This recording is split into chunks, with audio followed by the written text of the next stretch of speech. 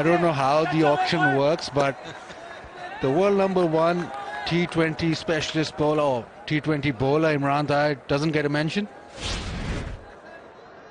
Yes, good load up this, isn't it?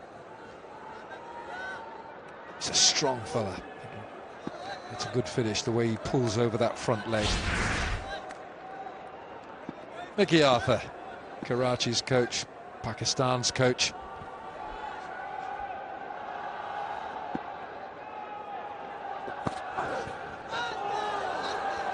Wide signalled, and you talk about Mickey Arthur at the international level. He wants to see Pakistan develop in white ball cricket to where they're batting with greater freedom, greater aggression, and it starts right here with his Karachi Kings. He wants to see them firing and playing aggressively, and they'll be taking risks in this format. So last game the opening pair were good. I think they put on 47 before they were separated. They put on 47 in the batting power play alone. Lovely. Babar Azam is in very, very fine touch.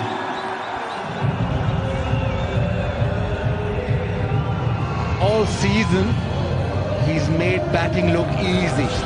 Just seems as if he has got extra time. All because of his balance at the crease. Minimum movement. Just in position, head over the top of the ball and boundary.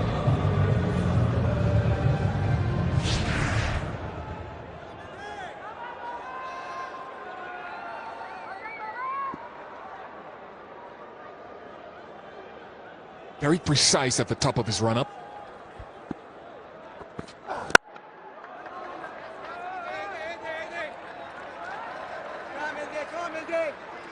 Lovely 146 kilometers per hour, that last ball. When you start nearing 150, it just really is about market forces, timing. Mitchell Stark not available, so Timal Mills has found a place for himself at the highest possible value. I'm very happy for him. Angle round the wicket, so to close down on any whiff. Goes a bit straight. Fish, I'm with you. It's all about the faster men. It's all about the fast bowlers, explosive speed, and it's a sight to behold. But you add that with his back of the hand slow one, so he's quite a package.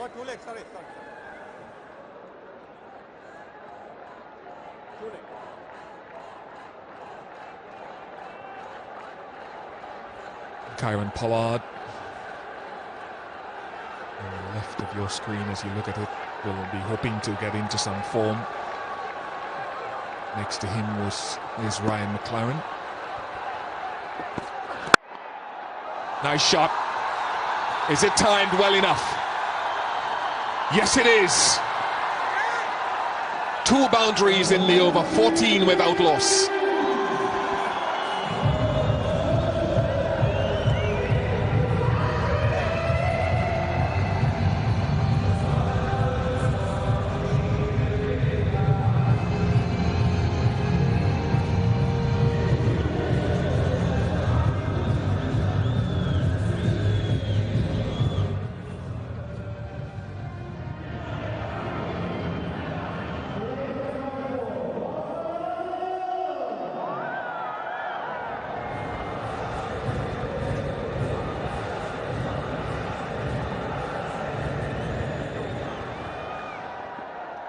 Bopara played well last match, 30 I think of 20 deliveries.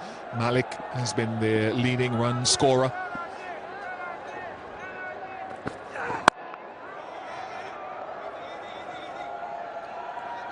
Look at that batting line-up, and you see Pollard at 6, and every time I see Pollard named at 6, you think he's got to go higher up the order to give him more deliveries. But then Shoaib Malik turned up, got a man of the match award with a thrilling 50-odd not outs. You've got Ravi Bopara, who injected tremendous impetus into their innings with a 30 from 20. So it's competitive. This is a side that's very competitive. They just need Gale to fire. Lovely show of aggression. Is he not at the top of his form game, Babar Azam? Not a big man, not a powerful man, but doing the job. Answer to your question, Bish? Most definite yes. Again, look at the balance. Just so balanced at the crease that he can punch it away on the onside with minimum fuss. Balance, poise, this man's got it all. Well, there's one man watching this match would have been very happy to see that shot. There he is, Vivian Richards. They just flowed from his bat. Those kind of shots, second nature for him.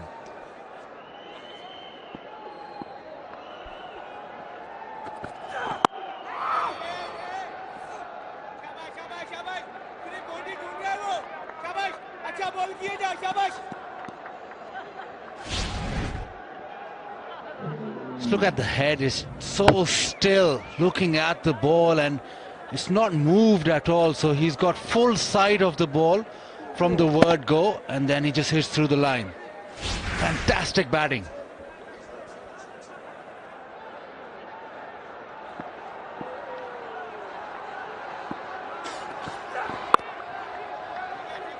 Nice single, nice soft touch, and just for Babar Azam and the way he's batted on the international scene, and particularly those 300s, I think, back to back.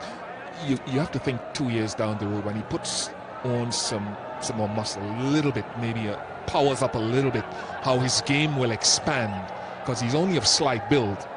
You have to believe that he will work on that, and they'll be working on their catching in the crowd as well in the Pepsi Catch a Crow.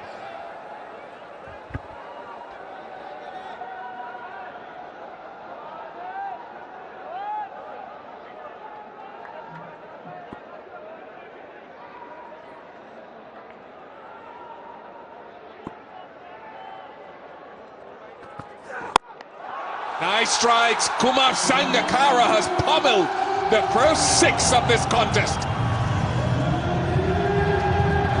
We've talked about balance, we've talked about poise, we've talked about head position. Sangakkara has them all.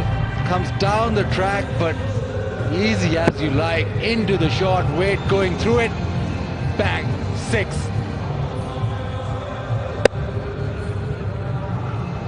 Superb anticipation from Sangakkara.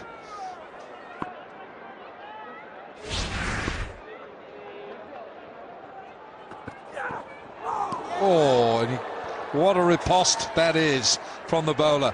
25 for no wicket.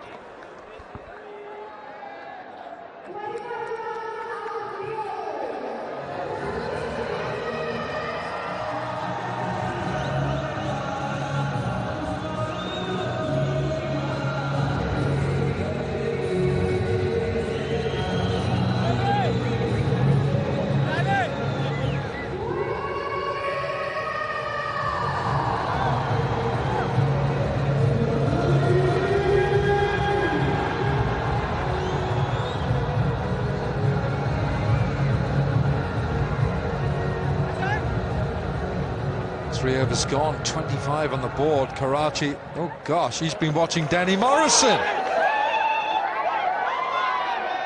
Goodness me. He's... Oh, well done, sir. Hang on, he's stopping play. It's causing a commotion. Amor Ali is the new bowler.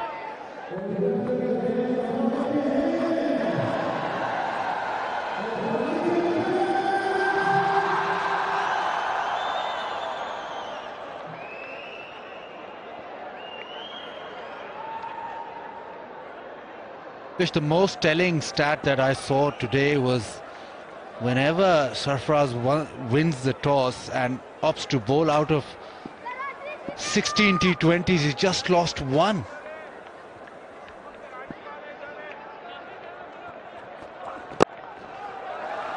There is a deep square leg. Good grief, he looks like if he's 2 miles away from the action out there. Absolutely, Bish.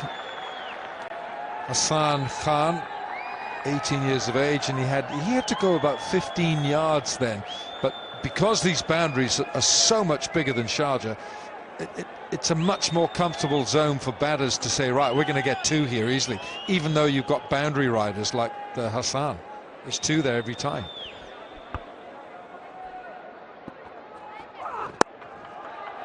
More running for Hassan Khan. Good young player. In fact, for Hassan Khan, of anyone, I think, in this tournament who's bowled more than 5 overs, he's the most economical. So he's been having a good tournament. He contributed some good runs in the first game he played.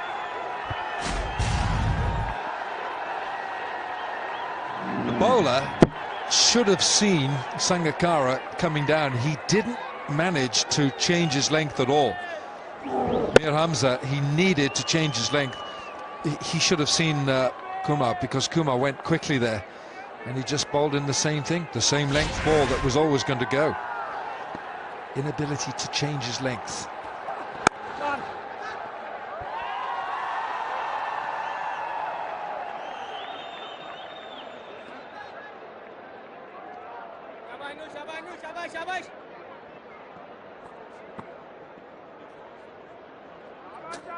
Daniel Alexander says Kumar Sangakkara becomes the 2nd Sri Lankan after Mahela to play 1,000 cricket matches.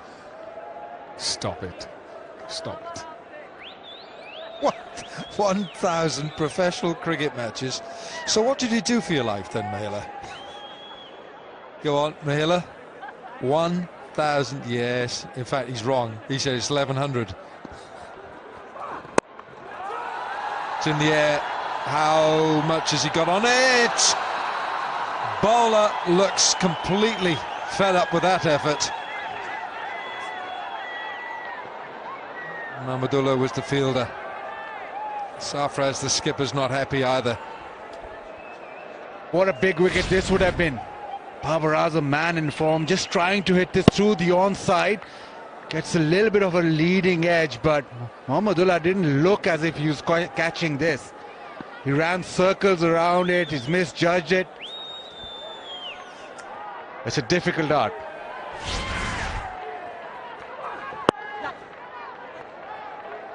He won wickets as well. Anwar Ali's only picked up 1 in this tournament so far. Although he helped to win the last game with the bat, finished off the game in Sharjah with a couple of boundary blows. But his primary job will be with the ball. And he wants to add to the wickets column.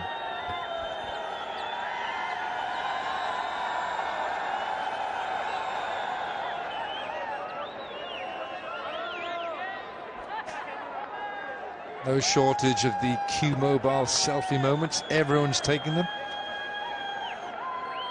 He's got an England football shirt on. Not many of those around, you know, collector's items. Very good from Sangakkara to adjust. Anwar Ali did see him coming and tried to pull the length back. That is a huge boundary over there, to be honest with you. 35 without loss after 4.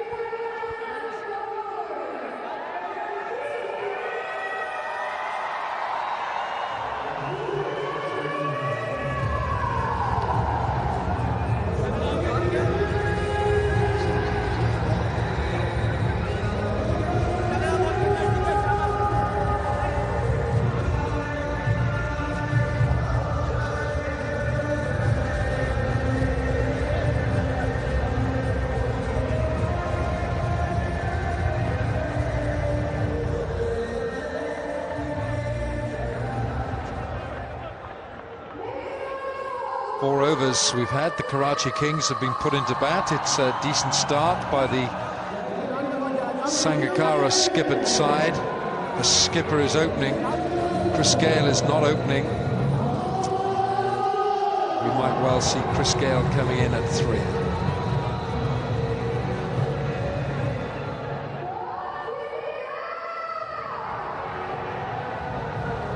Run rate just under 9 at the moment, and Anwar Ali had some repairs to his landing area at the crease at the end of the last over. Ground staff came up with, suppose, some drying agent or just some grass to add some traction. It's Mohamed Nawaz, actually, left-arm spinner, who's had a decent tournament in terms of economy so far, except in the last game, and who didn't take a little bit of tap last game.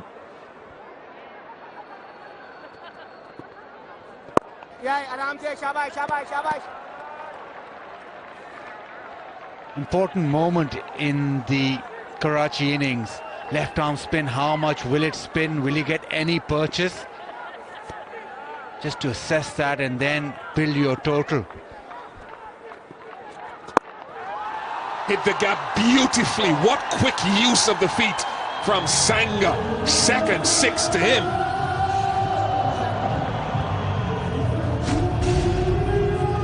He's hit that extremely well, quickly to the pitch, middle of the bat, quick flow of the blade through the ball, and it's gone flat six, and that's not a short boundary.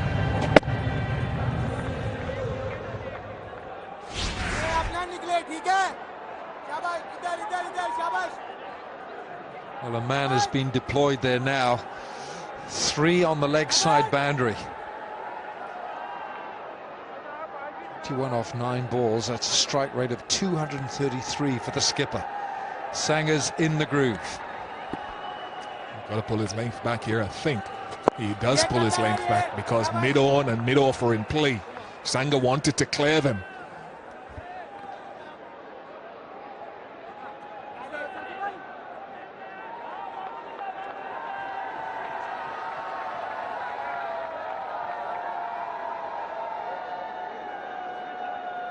Just with that 6 early in the over, pressure on Nawaz now to close this over out. A little bit of a discussion with Sarfraz. Babar Azam now on strike.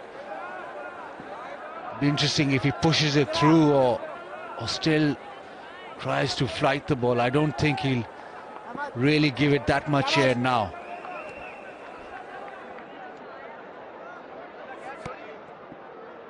Six on the offside. There's a ring saving the single on that offside. There's one of them. Shazad.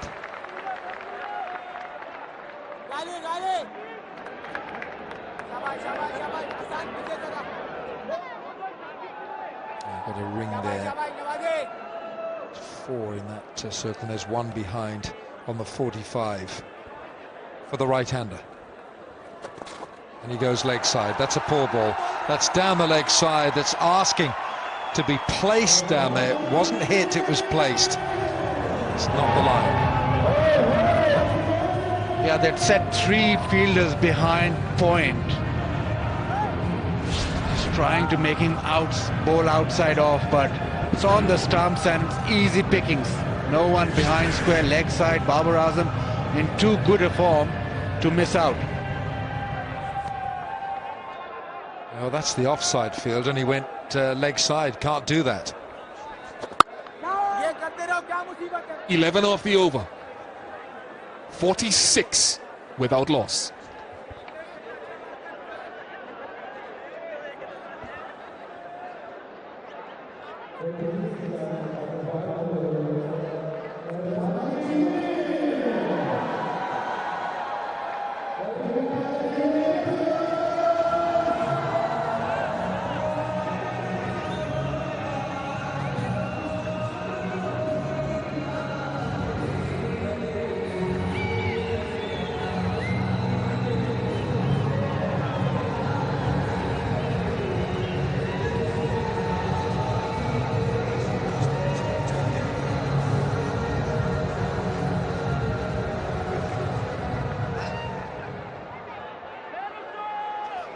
Right, we are out here, 46 without a wicket. Karachi Kings have done a fantastic laying out job, and Kumar Sangakkara has been the catalyst in providing impetus to the innings. 46 from 33, this partnership with Sanga going at a strike rate of exactly 200. Hello, guys. Rambo, good to join you, but good to join you outdoors again. Starting to get used to this. Nice to be able to be so close to the action. In the back of my mind, I'm just thinking again, Karachi Kings, they won their last match setting gone against all the trends so far this Pakistan Super League. I mean, they've started well again.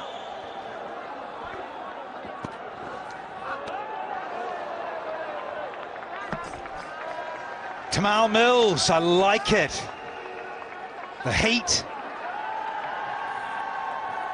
Our colleagues upstairs mentioned a certain other franchise around the corner where he went for a few rupees across the water. Change your life, Mr. Mills. Good to see him bowling with some heat, though.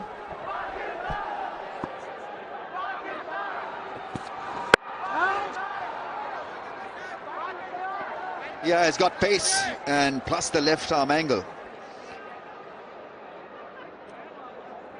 And always look energized and always been there for the side and is making a name for himself in the circuit. The other thing we've got to remember too, he's had the last couple of games off because of a hamstring injury. So he had those extra 2 days, just the last 2 days where everyone had a bit of a rest just to make sure he was fully fit for tonight's match as well.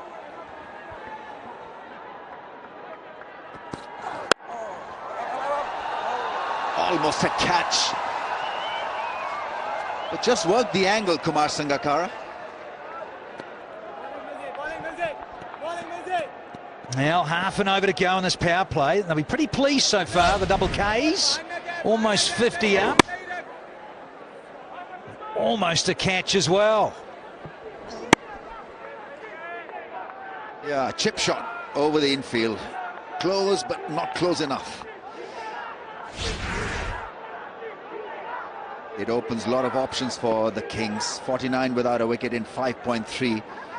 They can send in a big hitter if a wicket goes down.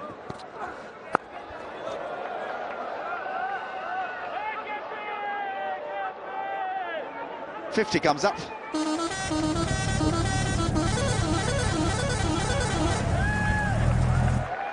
Sangers, love you to bits and pieces. Still doing it, 40 years young is this Sri Lankan genius out there with Babar Azam.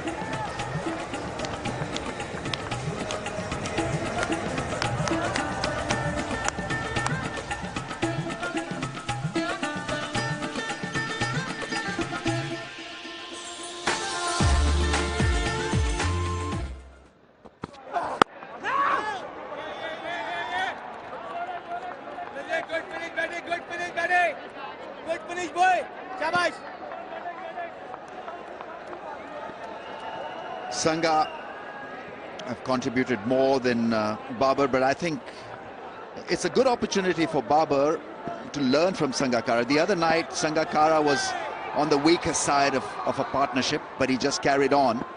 And so that's the big examination here for young Babar Azam, how he copes with a lack of strike rate. Will he throw his wicket away, or will he just carry on building a partnership and bit of momentum? It's 50 without a wicket after 6.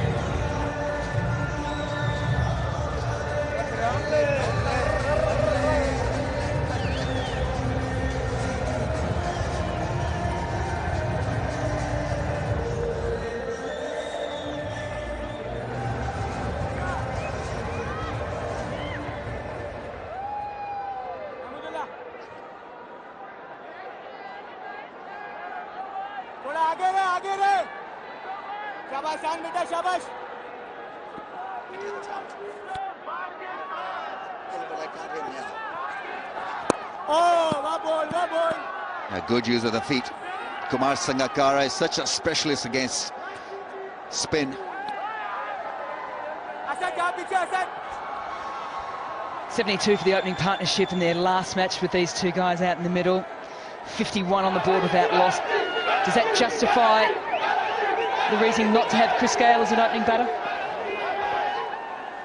less excitement, I guess, but it is working for Karachi Kings because this is a great platform for them. No wickets in the first 6. That is what you want to do, where you want to be in the power plays. That's gone fine for a couple of runs. Yeah, and I also think that that left-hand, right-hand combo has been talked about as well. Here you got Babar Azam, you got Kumar Sangakkara in the power play here in match 15. So if you'd had Chris Gale out there with Sangers, you'd have 2 lefties. But I suppose you could say, look, Gale in for Kumar. Get Kumar to bat at 3, but they've gone with this at the moment. And it's working for the Kings.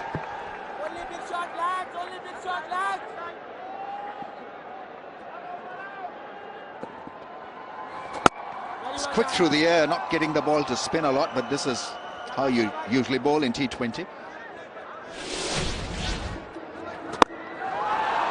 Yeah, it's been good, the left-hander. 6, and then a fine glance for 4 from Babar Azam. Beautiful pitch to bat on. You can do that. Play the fuller length of the back foot.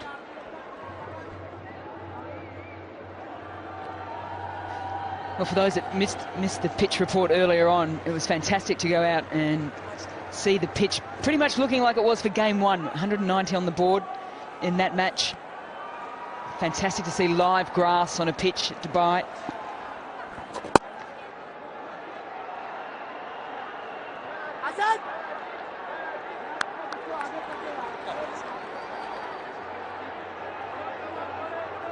It's 56 without a wicket after 7.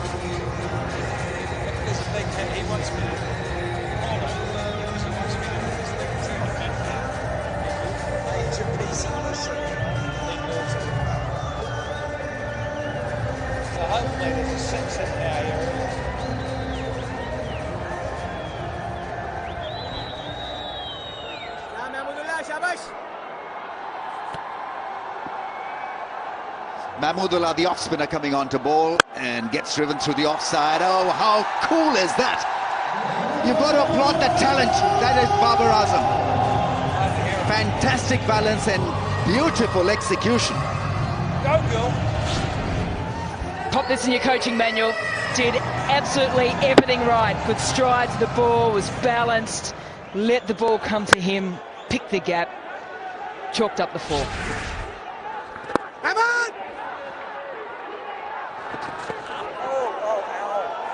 That's it, Kumar Sangakkara.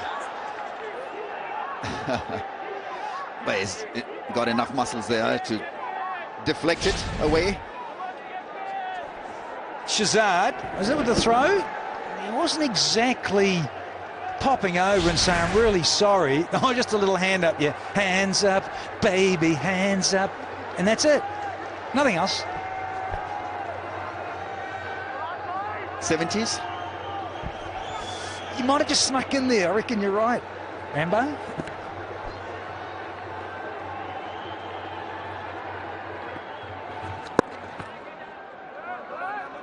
Showing a fair bit of patience. And you tend to do that when you know that you can hit the big shot as well. You're looking to just work the ball into the gaps for 1s and 2s. It's a very calm partnership. We've not seen a lot of frantic activity. They've played quite a few classical shots. Current run rate is exactly 8, so exceptional beginning. Puts it away into the gap. It's a short boundary. That's well picked up. Left-hander there on the move. Well, I think this calmness would actually be concerning to Quetta Gladiators as well, because they really haven't put the foot down as yet, and they're going along so very nicely without losing a wicket. knowing that they've got firepower to come as well. Might even see Chris van Tulleken coming up the order. Oh, gone. Stumped. He's not happy. Kumar Sangakkara missing out on an opportunity here. He was looking so good and beaten by Mahmudullah, and it's a good stumping from Sarfraz. The skipper there making sure he got the ball and whipped the bails off. And King's skipper is gone. Sangha gets 28, and it's 63 for 1.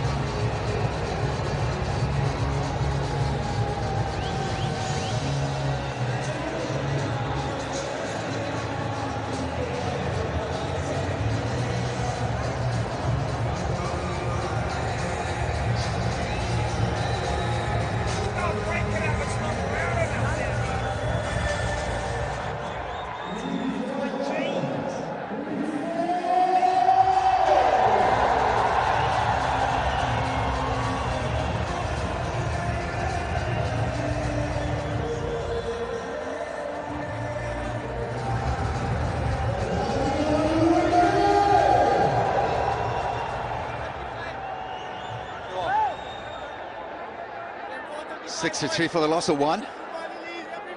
Chris Gayle is out there, folks. Nothing to write home about. Those stats do not do justice to the kind of character that Chris Gayle is. He hasn't arrived. Could tonight be the night for him? What have we got here? We've got long off, long on. Mid-wicket square leg. And it's spin versus Gayle.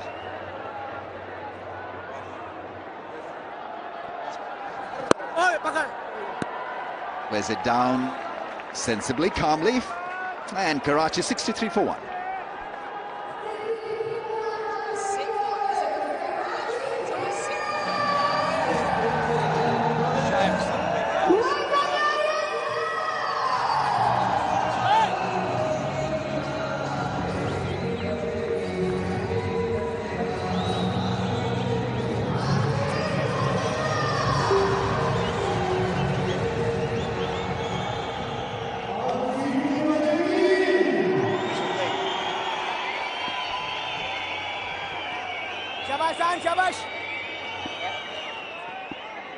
Here we go. Over 9. Hassan. Yeah, Mahmudullah on. So the angle, and it just turned enough. Lovely bit of flight from Mahmudullah. And Sangers, now another run out. Yeah, beautifully deceived by the off spinner. Bowling it a little wide and then spinning it away from Sangha's reach. Oh, that one got a little big on the left-hander.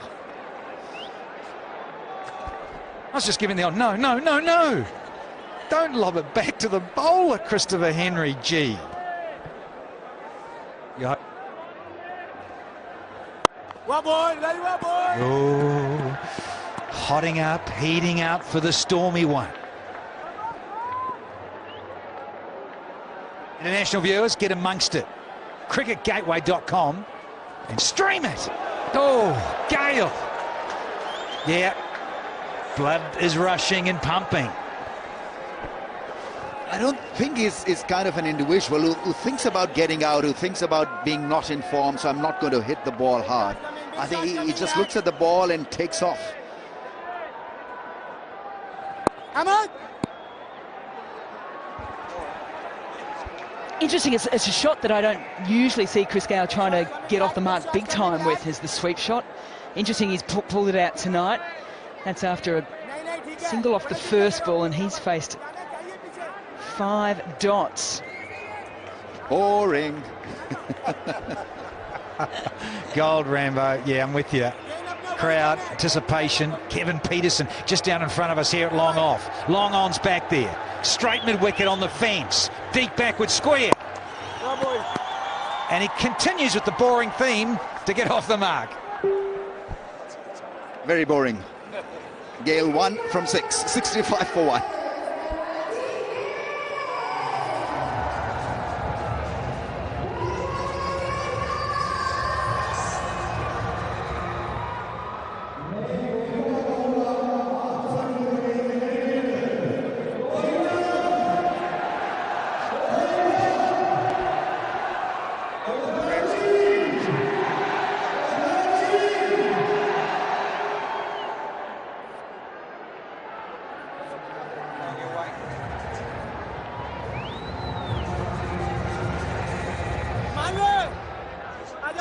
For the loss of 1. Babar Azam now, he's got to play an intelligent innings here. 33 from 30. Last time also, when Babar Azam got out, I think almost immediately Sangakkara also was gone, caught at mid-off. And that sort of held back the innings for a bit of a time in the middle of the innings. Must not give his wicket away at this stage. Chris Gayle, you never know with him. He can be in for 5 minutes, he could be out there for half an hour scoring 60, 70. A bit of a lottery.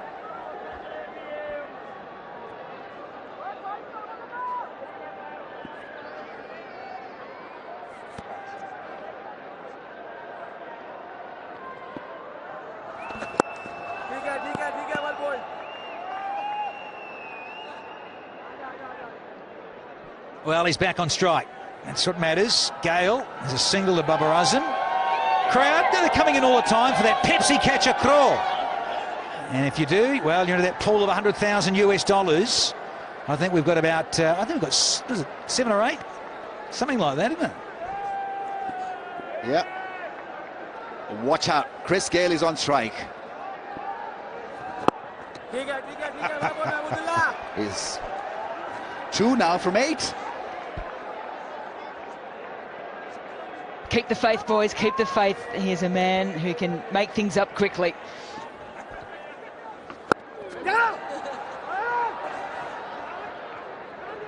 Three for 9.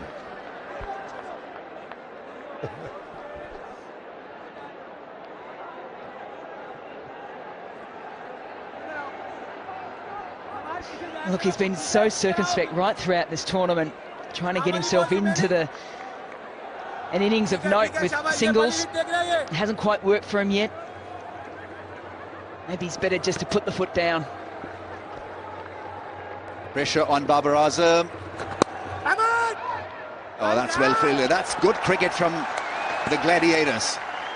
Because fielding will put pressure on this pair. Partnership of 5 from 12, so they've not gone anywhere in the last couple of overs. That man again, Ahmed Shahzad.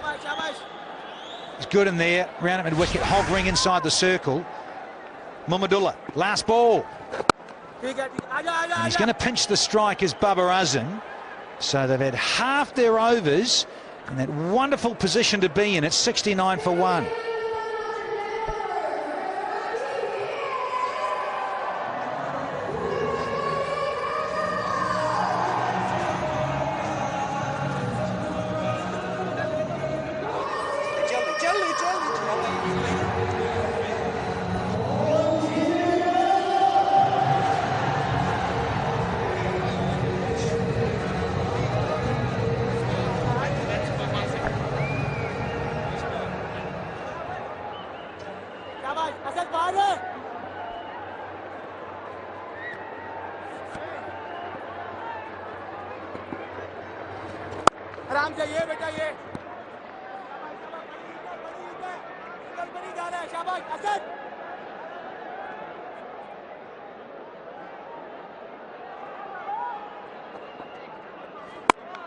Full toss. Lucky to get away with it, but in Sharjah maybe that would have been inviting for an attempt at 6. Here the boundaries are significantly bigger, 15 metres all the way round.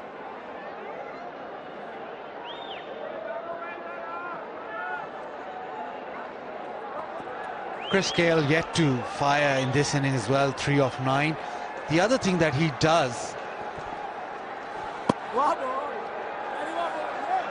is that Babar Azam can't hit it into the gap and call for 2 or get those quick singles going. Just knocks a little bit of momentum. He's got a little bit on this. I think that's will be leg byes. Keep an eye on the umpire. Wides.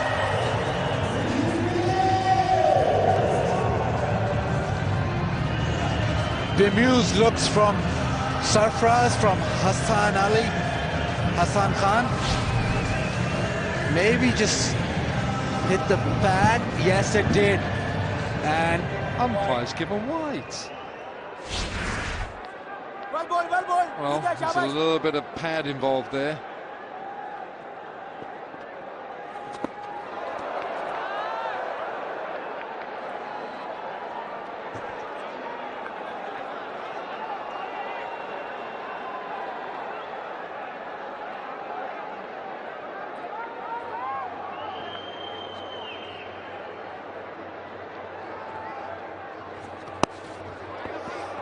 Well, just for the moment, Hassan has lost his concentration here. It's a couple of balls just down the leg side. He's probably a little fearful that Chris Gale is looking to launch him into the stands. You've got to hold your nerve. I mean, he's a young player playing to one of the most destructive batsmen of all time, and he's got to hold his nerve here. Easier said than done.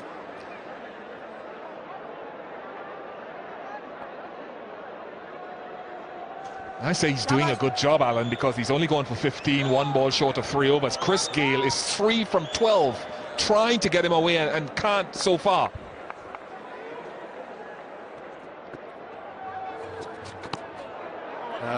You see, he's almost trying to preempt Chris Gale. He knows that Gale would love to put him into the second tier. And for about the 3rd time it's over, he's slipped down the leg side. Well bowled. That's a good follow-up. Well, eventually we got there. 77 for 1.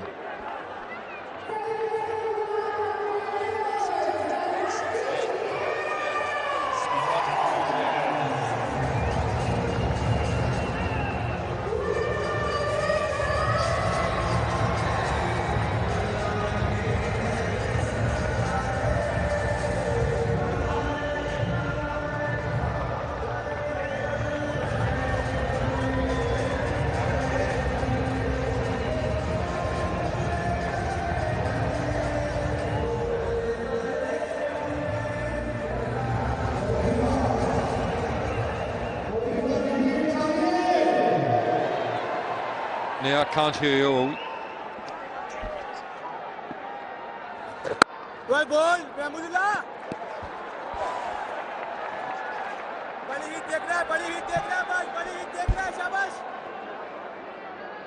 Babar now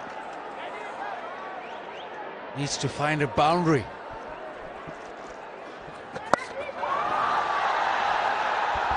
What a good catch. A very, very good catch. Hassan Khan takes a splendid catch. And no wonder his teammates gather round him to congratulate him. That ball was going at a rate of knots. Babar Azam goes for 36, 77 for 2.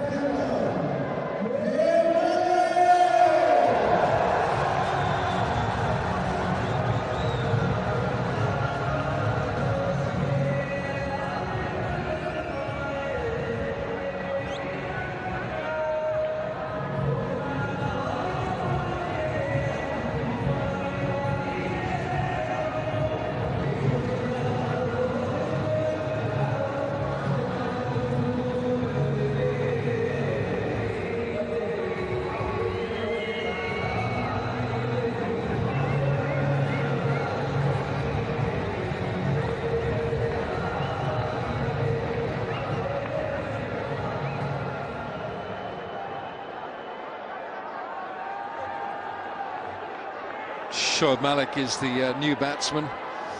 Former captain, of course, of the Karachi Kings. He started captain at the inaugural edition of the HBL PSL and then handed on the reins to Ravi Bopara. But a very good catch that has got rid of Babar Azam. So now really you've got two newish batsmen. Chris Gayle has used up 13 deliveries for 3. We've got to get 2 there. Had been about 27 balls since the boundary, and something had to give. And Hassan Khan's hands did give as he dived forward and took a fantastic catch.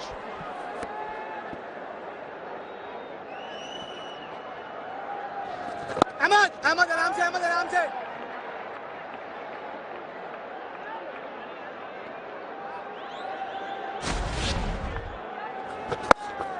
It's the second time in this tournament this young kid, I think down in Sharjah, took a really good catch as well, and he's a good bowler. Best economy rate of anyone with 5 or more overs in this tournament coming into this game, and he's shown he can bat as well. 3 from 13 deliveries from Chris Gayle. 4 from 14. It's pedestrian from the big West Indian at the moment. Pace off the ball and spin to Chris Gayle. He's not been in the greatest of form, and he's not looked in form at all. He struggled out there. Yeah, and it says a lot about T20 cricket, isn't it?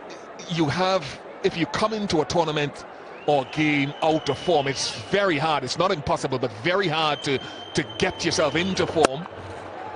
And just as they did last game, they had a really good start, slowed down in the middle, and it was Shoaib Malik who gave them that total to work with. They slowed down again. 81 for 2.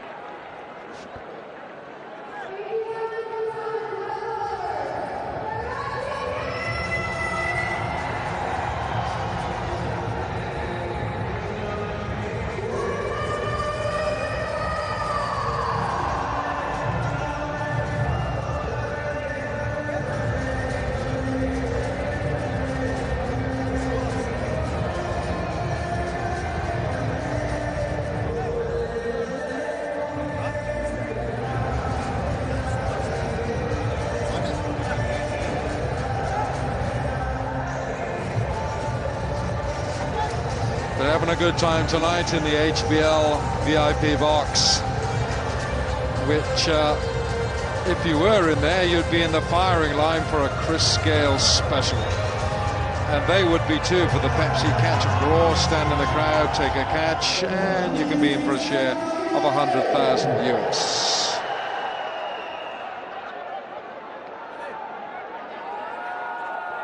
cricketgift.com for ball by ball. Viewers in Pakistan, cricketgateway.pk, psl-t20.com, cricketgateway.com, anywhere you are in the world. And we've got a game of cricket going on. And it's a pretty good one, because the pressure is very much on Chris Gayle. The whirlwind hasn't taken off yet.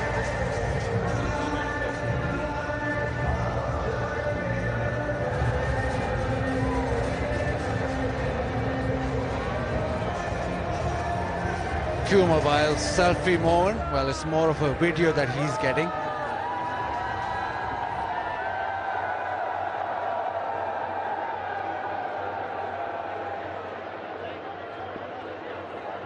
Still have quite a bit of batting to come, but right now they need Gayle to fire. A Gayle storm.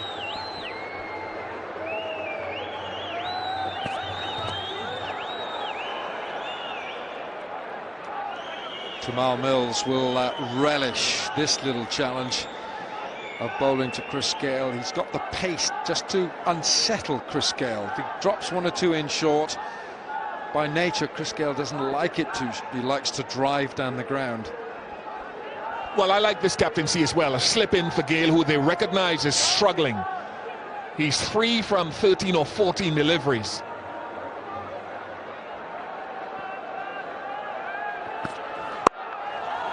He slapped it over extra for 4.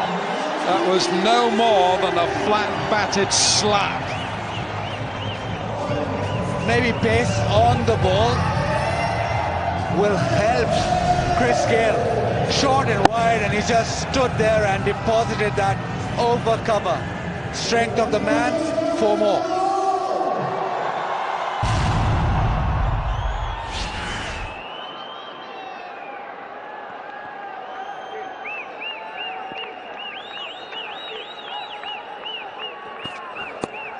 Leg side this time.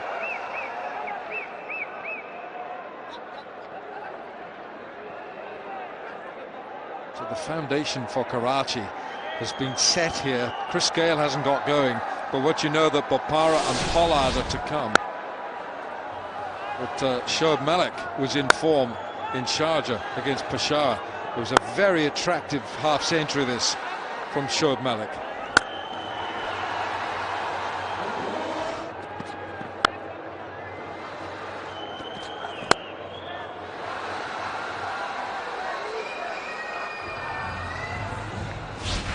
Shoaib Malik in Sharjah against the Peshawar Zalmi. There's still a slip-in for Mills. So attacking captaincy here from Sarfraz. Well, they look to turn him leg side.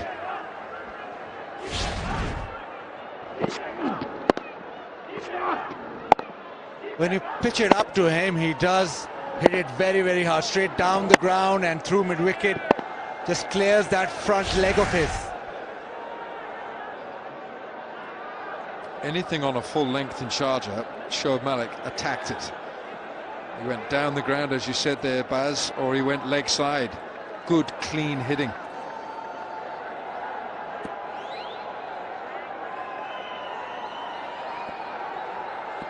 So does that inform now what length they bowl to immediately, Mills? They've gone up there, and the umpire goes up as well with his arms. It's a wide. But it does. That Hawkeye does inform Timal Mills as to how to bowl to Shoaib Malik early, go hard length, or back of a length, or short off target. But you can understand the idea. And he does have the pace to unsettle Malik. If there's any sort of weakness, it's against the short ball early, and Mills should be working on that.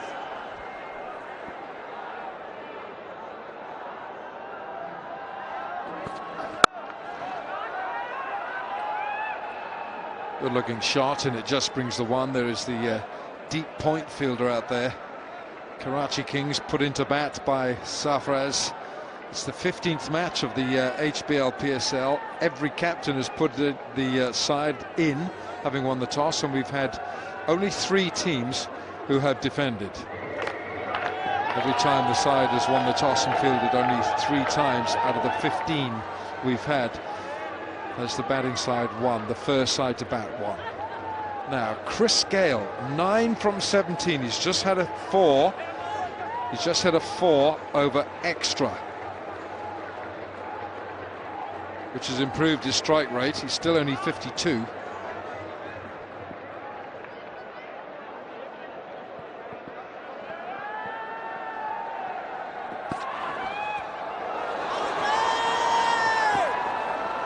What on earth was that? Chris Gayle doesn't know. It's 88 for 2.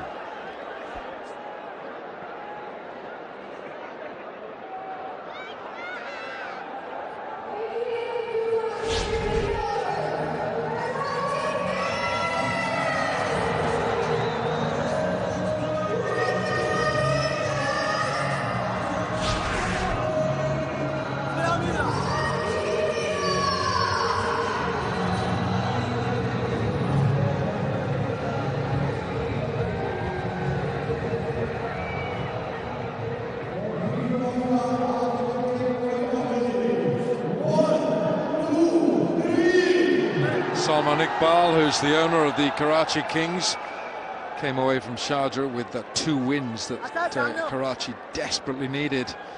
Just starting to find their mojo, but they need a couple of key players to fire. One of them is out there, the big left-hander, but it's Shoaib Malik on strike. Oh, he's got away with that. Bottom edge, almost clipped the off stump.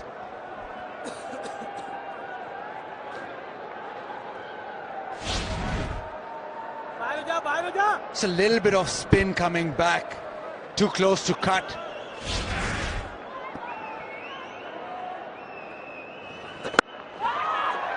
There's a man out there, and these are big boundaries.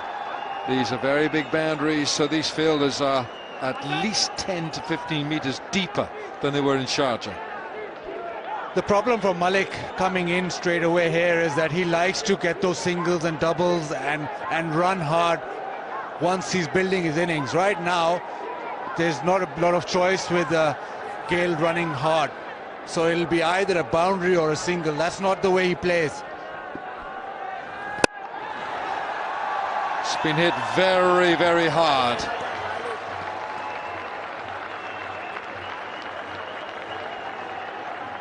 Riley Rousseau, the fielder, has been a key man for the Gladiators this year. This was hit so hard. Shoaib Malik was in the firing line here. Well done.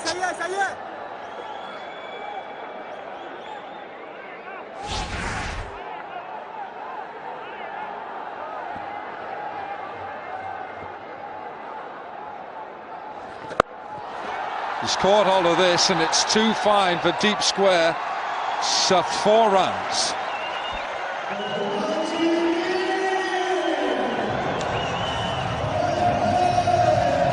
Against the off-spinner, Malik is always looking leg side. Poor delivery down the leg side, and he's helped it on its way. Welcome boundary.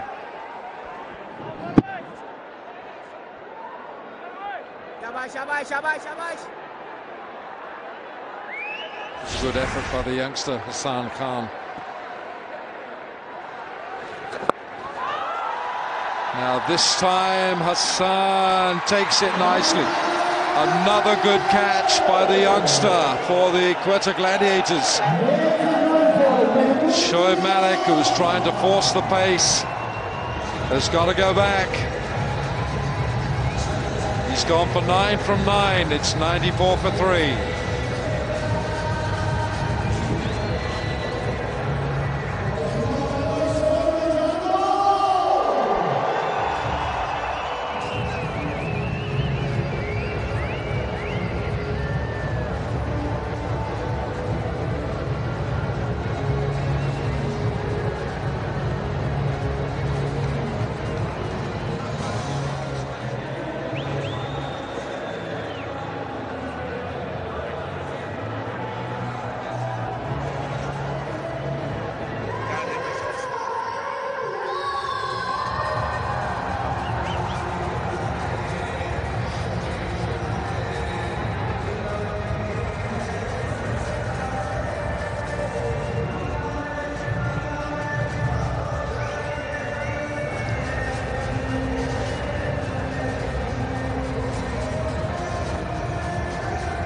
The VIP box is in the prime seats, you might say, and you'd want to be now, because Pollard, Kieron Pollard, this is the KP from the Karachi Kings.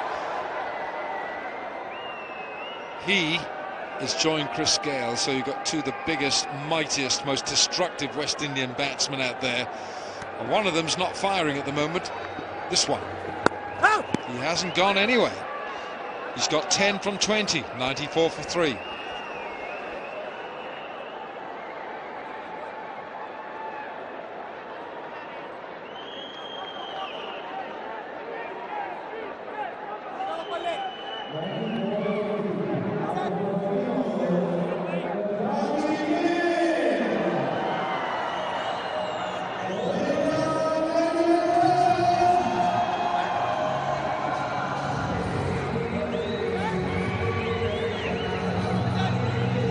Ryan McLaren, the South African, on the left, and Mahela Jayawardene, the Karachi Kings, there on the right.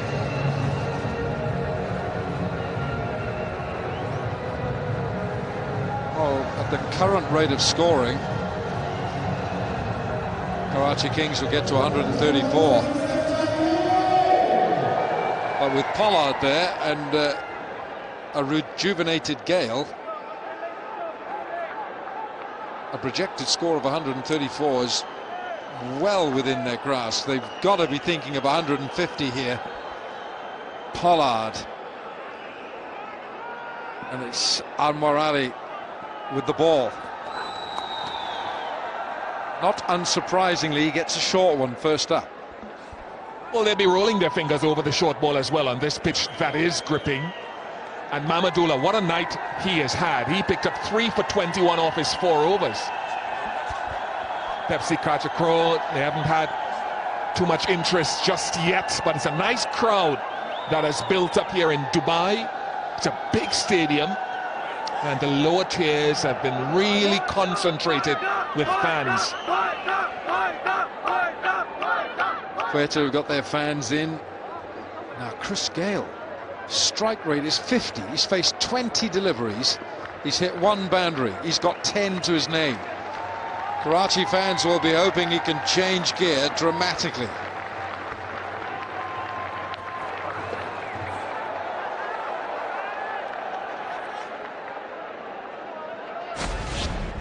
Shoaib Malik with that leg cutter from Mahmudullah, wanting boundaries from the word go. That's not the way he plays. A good catch again by Hassan Khan, but problem that Malik had was because he's not running the singles and doubles and not rotating the strike with Chris Gale with him, he has to go for the boundary, and that's not the way he starts an innings. A wonderful sight, isn't it, of the Dubai International Cricket Stadium. It's our HBL drone camera that's given you these superb shots. Well, I can tell you that Karachi Kings need some superb shots, and they need it from the bat of Chris Gale.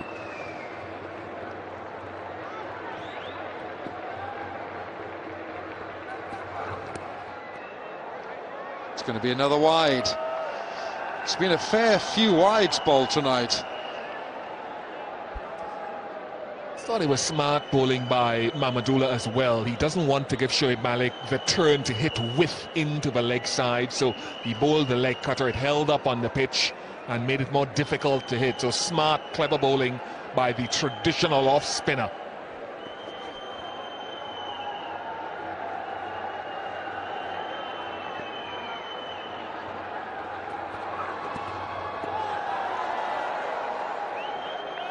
Little change up of pace again, or maybe a change down in pace. And Chris Gale's timing, at the moment, it's all a distant memory. Another cutter from Anwar Ali, and he's not picked it up at all. We saw a slow ball bouncer, which Chris Gale did not pick up. It's just getting to the stage where you either have to get on with it, hit out, or basically get out.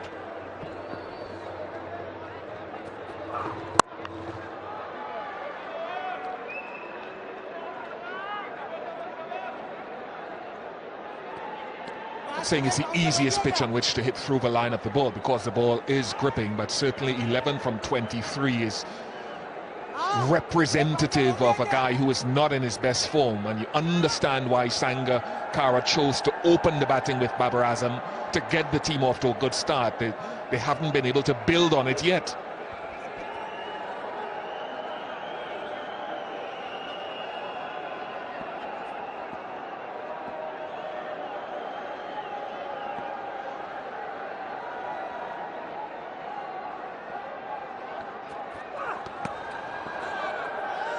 This is good bowling from Anwar Ali. He's tested Gale and Pollard with the short delivery consistently in this over. Ravi Bopara, surely he's the next man in. Just an illustration, that last ball went to short fine leg and they did not run a single. Any other player right now in the middle order would be running for that, but not Chris Gale, and Pollard's pretty quick, but not Chris Gale.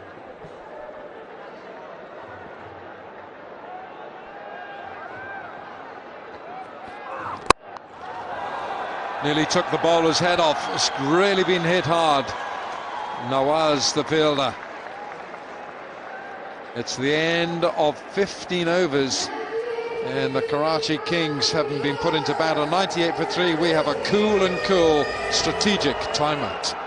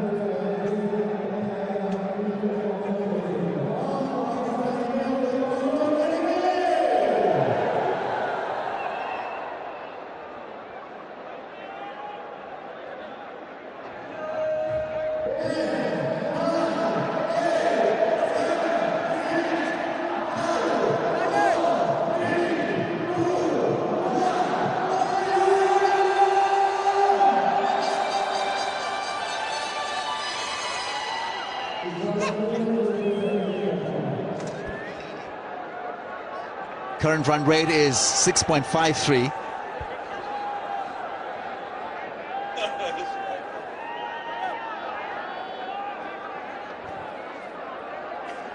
Right, the opening burst was a decent one, 50 in the first 6, and then things have slowed down a bit. Quite amazing. Henry Gale is out there, and his strike rate is less than 50. What could be the reason? Just not on top of the game, obviously. He's not played spin properly, not been able to read the slow deliveries. Pepsi catcher Karo, be ready. Be ready for a Gale hit. Pollard gets it across for a run. In the last 10 overs, just 52 scored. And they say you're in a powerful position if you have wickets in hand. Obviously, it's not being translated in the score sheet. I think there's one thing to be out of form. Completely get that. Every player goes through a bit of a form slump at times, but you've got to show some intent to get out of it. And I think that's probably the biggest concern at the moment for that man there on screen, Mickey Arthur, as coach of Karachi, that, you know, his marquee player who they've got across for this season is out of form and not looking like doing anything to try and get himself out of it.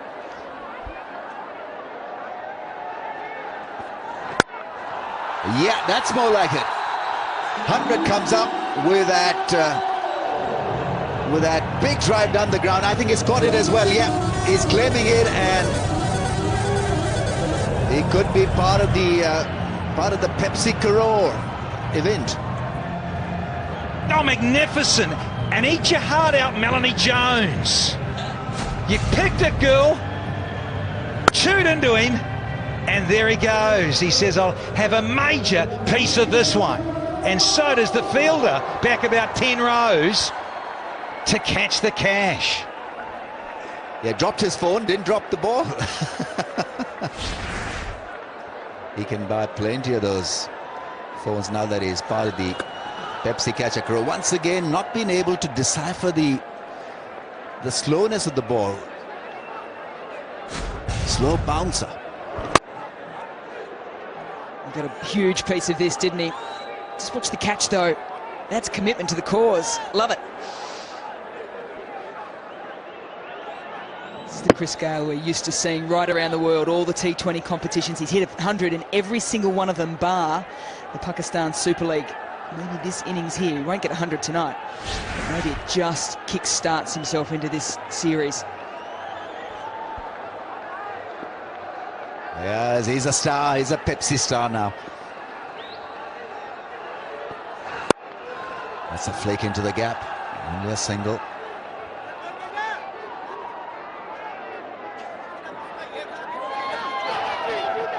It's a decent build-up. Not huge, but by Dubai standards, not a bad build-up.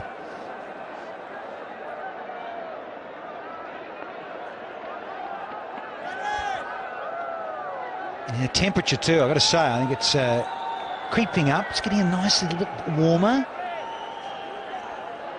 So, folk, well, if you're in the area, get on down. Get down here. Still another half a game to go, just over. It's the second innings. We way away yet, so get on down here to the Dubai International Cricket Stadium. Oh, another slow bouncer, another nod of appreciation from the skipper, Sarfraz. It's a real good delivery. You can get tied up if you're bowling to a Chris Gayle or a Pollard and delivering slow bounces at will. I think the selectors have picked well as well. They had Zulfikar Babar, who's been replaced today by Hazan. He took 1 for 28 in the last game. Bowled reasonably well. Gone for the extra pace on this pitch. Should be safe, should be. Oh, almost a 6 on the bounce over the rope. Oh, he's signaling it as a 6, but I don't think it's a 6. 112 for the loss of 3.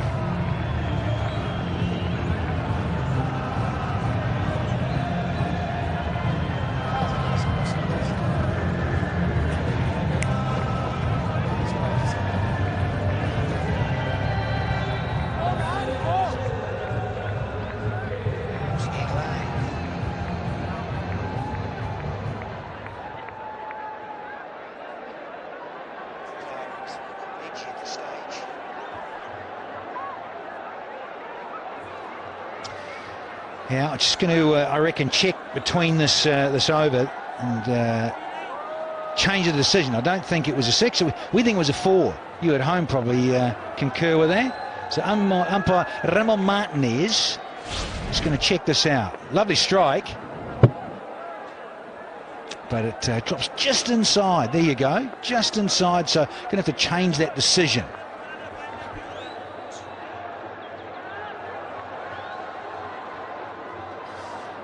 Yeah, they're confirming whether this went over the rope or not. Yeah, he's changing the 6 to a 4.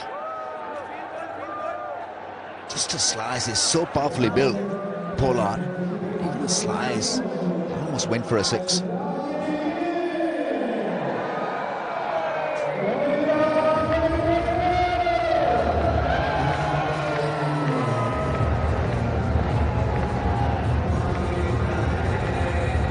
Now, all ages in the house, and rightly so. Up in that wonderful vantage point, HBL VIP box, getting amongst the atmosphere here in the HBL PSL. Time for a bit of Anwar Ali again. 10 and over will give them 150, Karachi Kings. With Chris Gayle and Pollard out there, this is a doable job. 10 and over.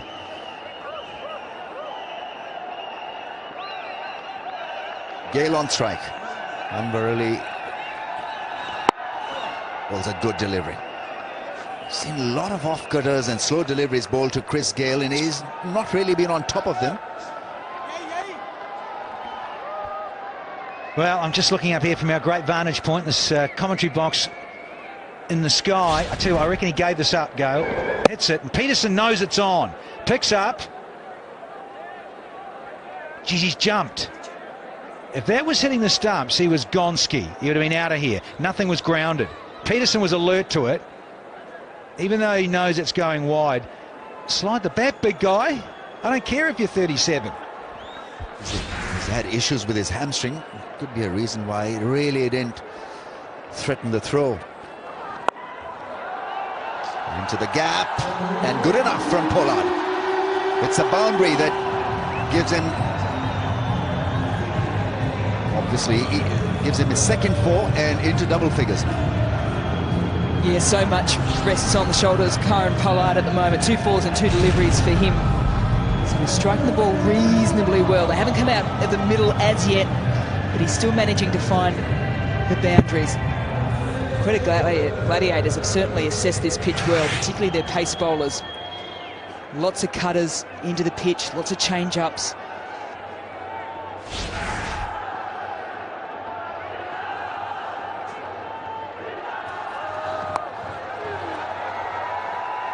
One-handed flick from Pollard. He has not middled everything, hardly actually middled the ball.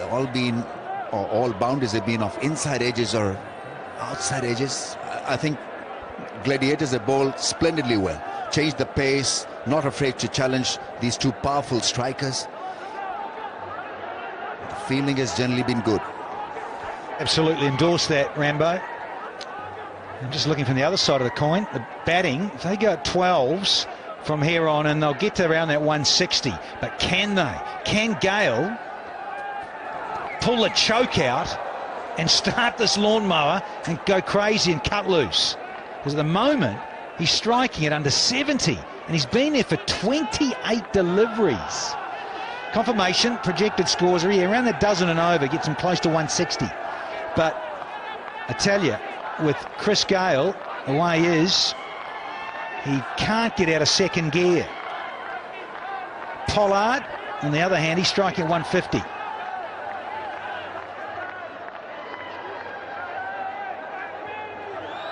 Here's Kumar Sangakkara, a little nervous.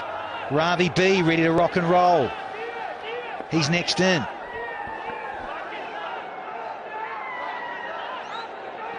Took a lot of time to readjust the field. 2 more balls left. No one in the offside. Patrolling the fence, that's flicked. Once again, no timing from Chris Gayle. He wanted to. It was a late call for Pollard really to respond. They're getting a little frustrated and agitated. The body language isn't great of Mickey Arthur. It's probably not a bad result that they only got the single. Pollard now back on strike, striking at 150. Pollard's probably thinking to himself, I need to face as many of these remaining deliveries as possible if we're going to get up around that 150, 160 mark.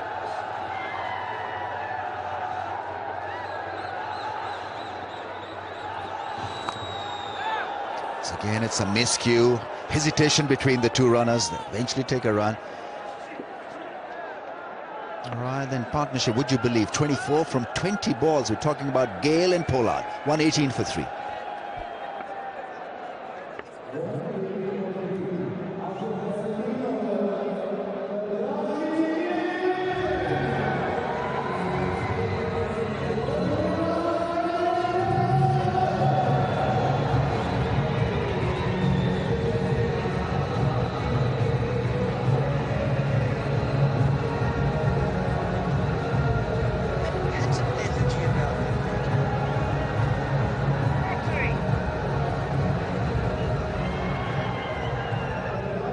The HBL VIP box seem to having a very good time out there, out in the open, soaking up music. Timil Mills is on again, left arm pacer. Right, what are they trying to do here? Fine leg is up in the ring. Third man is in 2 minds. KP has been asked to go back. He's standing out of the crease. Let's see what happens now. He's covering the stumps as well.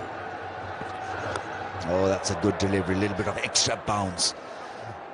And an outside edge. No one in the slips, only a single. Yeah, looking forward to this. Timil Mills, death bowling.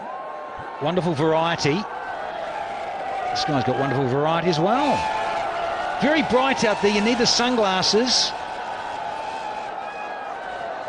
And listen, don't adjust my hat. Leave it. He's going to bosh someone behind him. Listen, I'll get you for that. Look, it's straight into him. Get back. He's wearing a brighter shirt. It's really bright.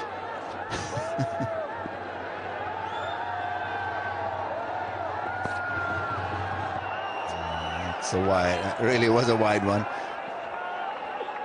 But there's a strategy behind all this, because I think these guys are just willing to change the pace. Just roll the fingers over the ball and not give anything seam up to Chris Gale. We had a look at it through Hawkeye the other evening, the best death bowlers going around in the Pakistan Super League at the moment. It was interesting that, yes, they nailed their full length, their Yorker balls, but they also bowled about 45% short deliveries. They got it in good areas, and it was a lot of the slower ball bounces. It's a smash. We'll find the fielder. Gale's tournament strike rate is 71. In this year's HBL PSL, he's got runs at a strike rate of only 71. Yeah, it's not easy going, and Gale obviously causes problems too with his partner running. Looking at the ball and looking at each other, and he's got a dart out the way, KP, Pollard that is. And you saw in the previous over, the calling wasn't there. It's the confidence between each other. Because Gale can't come back for twos, has to bosh one or hit a boundary or a six. So it's now putting doubt in his partner, how to run, what's the call, where we're going here. Slow delivery is very good with his variations, and bowls with a lot of control over the wicket, round the wicket. Is there to change the angle. Denny very much front on pacer. There's a seam, the stock ball, which is a seam up on the left of the screen, and the change of pace, the back of the hand slow one on the right. He's so hard to pick, very difficult to pick, because there's no discernible change in his action apart from when it flicks over. And this is the earlier one where Gale was all at sea, totally bamboozled by the change-up from Mills. This is lining up to hit him out of the park on the leg side, because the weight is on the back foot. It was an excellent delivery, didn't allow him the width. Just been a very, very quiet period for the Kings with the bat.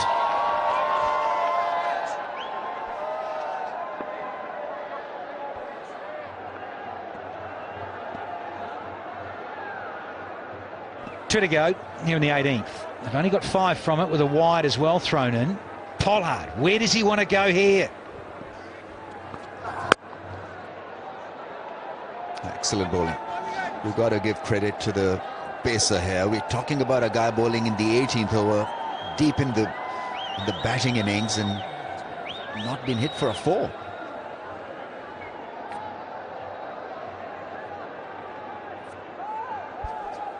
no fours, also no twos, and that's because of Chris Gale out in the middle at the moment. What that allows the fielders to stay deep to protect the boundary. They're not stressed that they'll accumulate runs and running twos.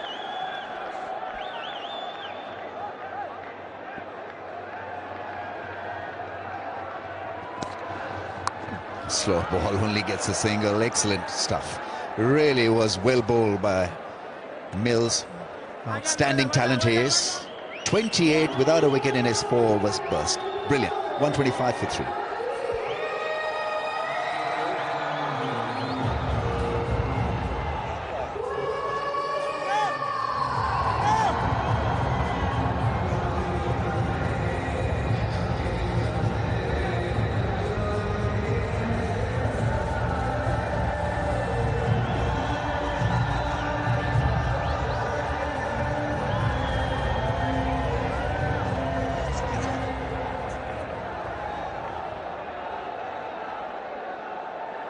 It's been a very low-key Chris Gale, 23 from 32. Has seriously jeopardized the chances of Karachi Kings. At this stage, an in-form Gale would have absolutely destroyed the opposition. But 23 from 32, I don't know how to describe this innings, guys. That's gone. That's more like it. It took a lot of time for this to come, but he's managed one out of the middle of the bat. Sweet, sweet sound from the centre of Christopher Henry Gale's blade. Anwar Ali bangs one in. 87 metres, it disappears. But for stats gurus, prior to that delivery, first 5 overs went for 46. The next 13 here for the Karachi Kings only went for 79. Credible. 79 from 13, lost 3 wickets. Tells a huge story for the men in blue. He goes big again. This should be taken. Yes, it is. The fielder was well appointed. That's his 3rd catch. Extremely good fielder in the outfield. Hassan and Chris Gale's agonizing stay at the crease has come to an end. 29 from 34 balls, and Karachi Kings 131 for 4.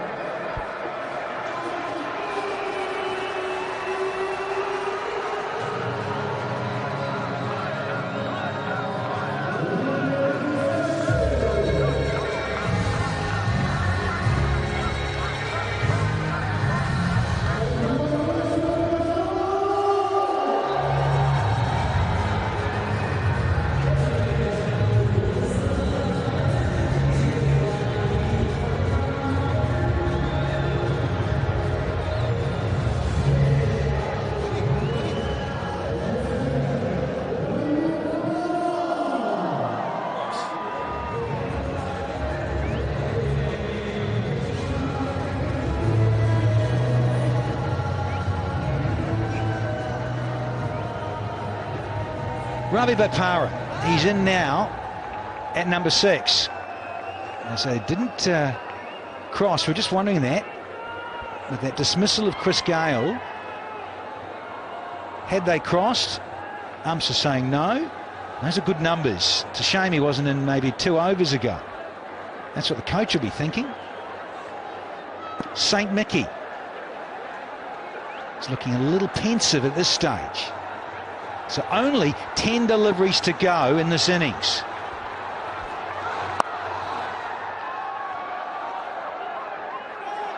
That's been the bowling story from the Gladiator. Slow balls. Variation over the wicket, round the wicket. They've caught well, especially this young kid. Hassan has been outstanding in the field. Safe pair of hands, yeah, watching the ball and cupped it nicely. Well, for a lot of the games, we've been talking about how good he is with ball in hand, how entertaining he is with the bat. But he's been a real live wire in the field as well. Covers a lot of ground very, very quickly. Very safe pair of hands. He's coming in. Obviously, there's been a signal of a slow ball.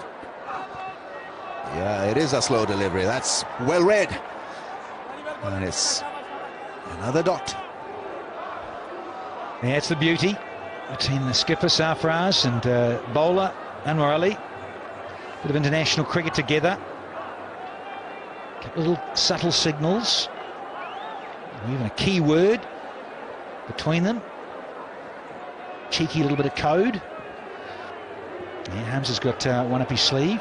Is he going to do it? He's walking in like a fielder, Sarfraz. Oh, good that he ducked. Oh, God. He's looking at Pollard. Yeah, and that missed him by a mere inch or two. That really was a close shave for the bowler. In his follow-through, Pollard firing it back. Yeah, most dangerous fielding spot in the field. The bowler, the fast bowler on the follow-through, and you've got someone like Kieran Pollard ready to absolutely thump it back at you. That's called self-preservation. It's just missed. It's almost like he's ducked and it's gone past him. Would have added a bit of a smooth shave to the side of his head. That ball.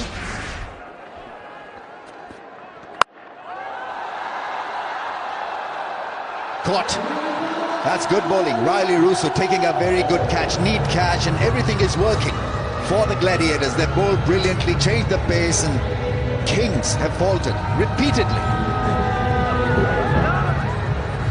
This was supposed to be a very good batting strip. Well, not for them. They're 133 for the loss of 5. Bopara gone after scoring only 1.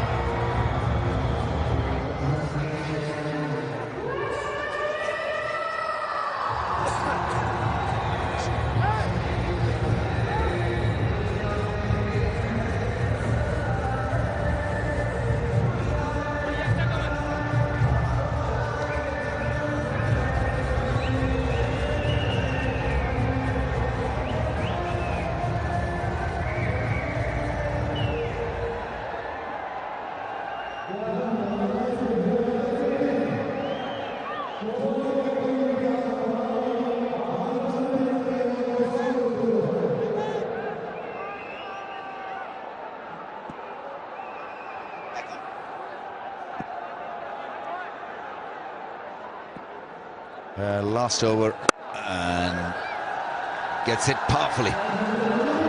No one there patrolling the fence, so it was an easy ball for Pollard really to target.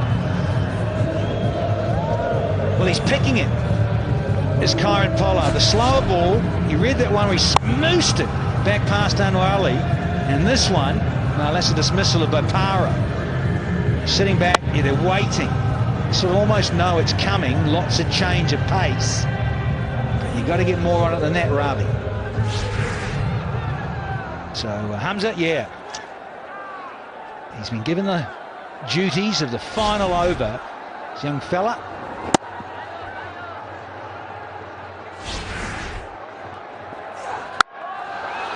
That's gone up in the air, and that's gone. Catch it, catch it.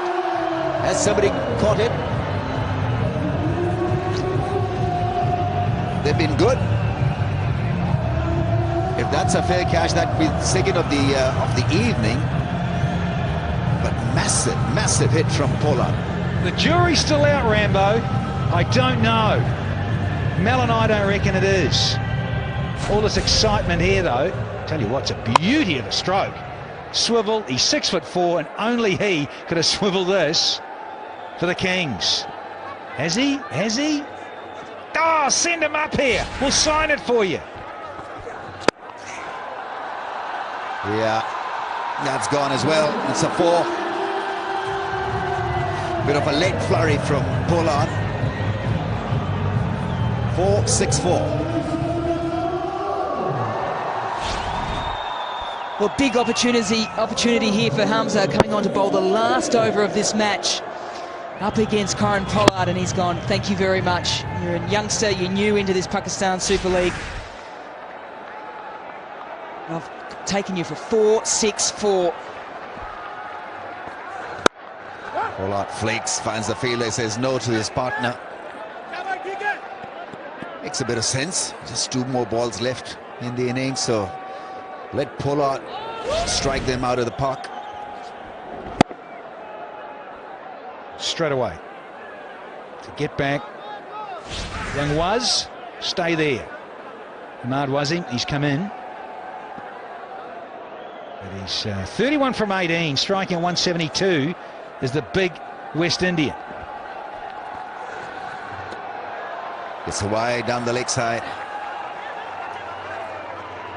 14th wide of the innings, incredible.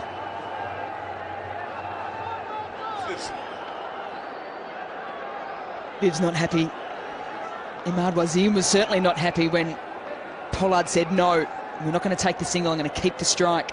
But the pressure that this man puts on the bowling unit is immense, and that's why a couple of wides now occurring at the back end of the innings.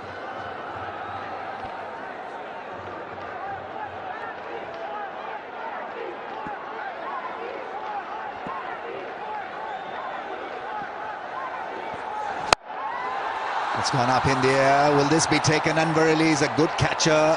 Yeah, takes it quite easily. Sir Vivian liked it. The wicket goes down. Pollard doing his best in the last over.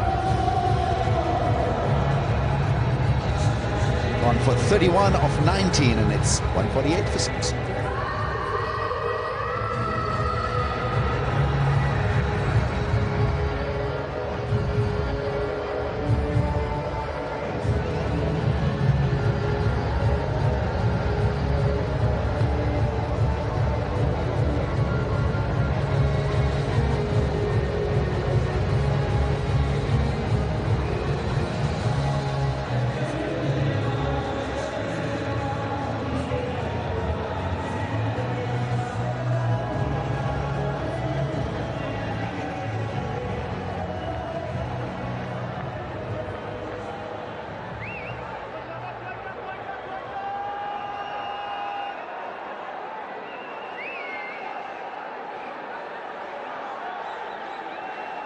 Ahmad Wasim is on strike. Last ball of the innings. Sohail Khan is at the non-strikers end.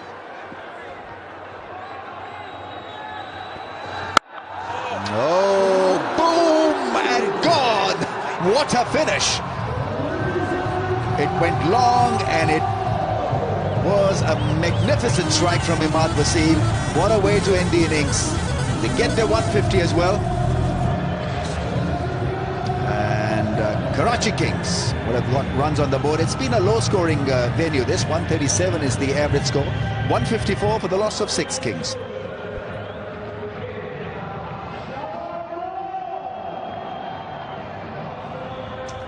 Should have taken the single. Kyron Pollard. Ahmad Wasim showing him the way. Wonderful strike of the last delivery that went miles. Shimmied across, bold length, and kaboo. Born in Wales, you got to believe it. This guy can give it some long handle. Ahmad Wasim. Seen him around the world in different franchise T20 cricket. Boss liked it. Celebrations for the owners. They did breach 150. Didn't look like it at one stage. Got there. 154 for 6.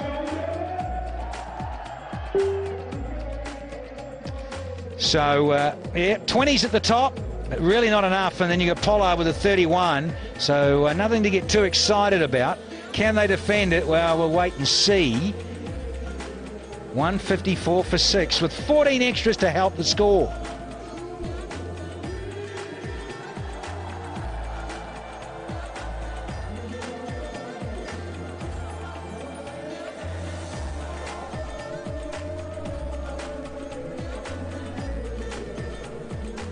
Yeah, could have been a lot better had Gale fired. 154 for the loss of 6. Gale 29 from 34, and Pollard in the end, well, contributing 31 from 19. Hamza 1 for 48. Got pinned the last over, but Mills was outstanding. Look at those figures. None for 28. 2 wickets for Anwar Ali. Changed the pace beautifully. Nawaz 1 over, none for 11. 3 for Mahmoodullah. Spun the ball. The off spinner had a field day. Right then, Karachi versus Quetta. Quetta need 155 of 20 at 7.75 RPO.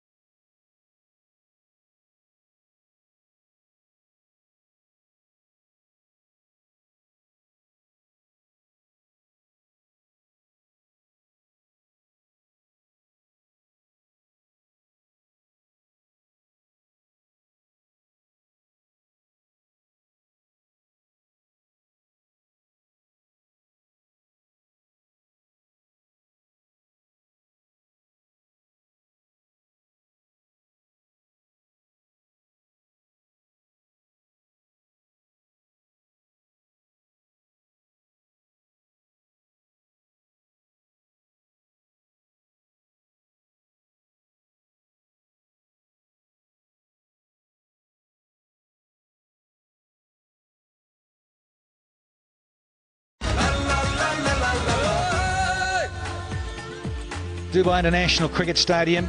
Quetta need 155 at almost 8 in their 20 overs. Now, sights and sounds of the first innings.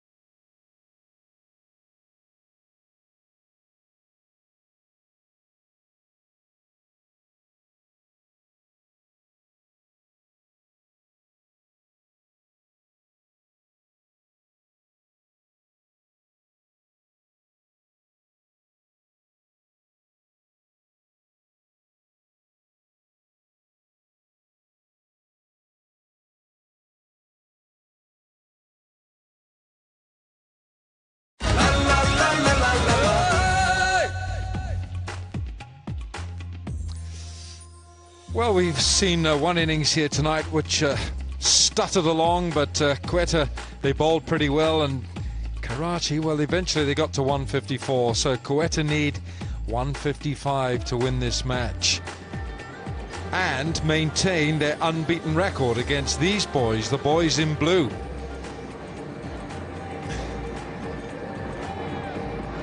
It's an informed Quetta side. They lead the HBL PSL. They're on top of the log. Sangakkara geeing up his troops. Pollard adding important runs. Chris Gale failed to fire, stuttered like a misfiring car. It was on the road, but it was going nowhere. So 155 is required. It looks as if it might be Asad Shafiq with Mohammad Shahzad. So Ian Bishop, what do you think was wrong with Chris Gale? Just out of form. Just out of form. And as I said at the start of the show, I understand why Sangakkara made the move he did to open with Babar Azam, two form players at the top to get the team off to a good start. Previous 3 or 4 games, Gale hadn't really been able to fire. So we saw him struggling in the middle of the innings here tonight. So, as I said before, T20, difficult game to come into and try to find form. Ahmed Shahzad, sparkling player with a strike rate of 140, 250s in the HBL PSL. And Asad Shafiq, who's come into the side. Shafiq, strike rate appreciably lower at 103. And talking about strike rates, Chris Gales, I'll tell you that in a moment. Imad Wasim will start. 9 wickets he's got in the PSL. Chris Gale's strike rate was 85 and a minimum of 30 balls in his entire T20 career. That was the second lowest of his entire career, 85. So maybe he had the wrong petrol in the engine or whatever. Anyway, that's gone. 155 it is required by Quetta Gladiators to maintain an unbeaten run against Karachi. And Shafiq starts shimmying down the pitch. Karachi will look at this, and Quetta Gladiators opening batsmen haven't fired. Ahmed Shahzad's looked good, but he hasn't got runs. They've chopped and changed with Asad Shafiq going out and Saad Naseem replacing him. Asad Shafiq comes back in. So maybe right from the word go they can either get a wicket or just bog them down a little, because they haven't had a great tournament. Ring of fielders on that offside, cut off the single.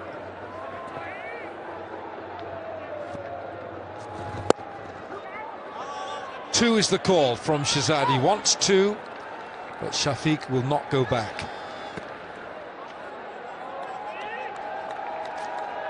Well, it could be a close one, this.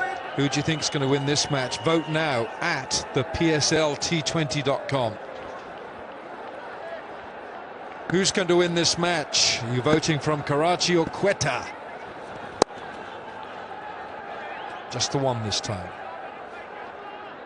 You're right about Shafiq. He scored 45, I think, the last time he played, but he only, at the end of that innings, had accrued something like 85 runs from 83 balls. He hasn't been able to accelerate.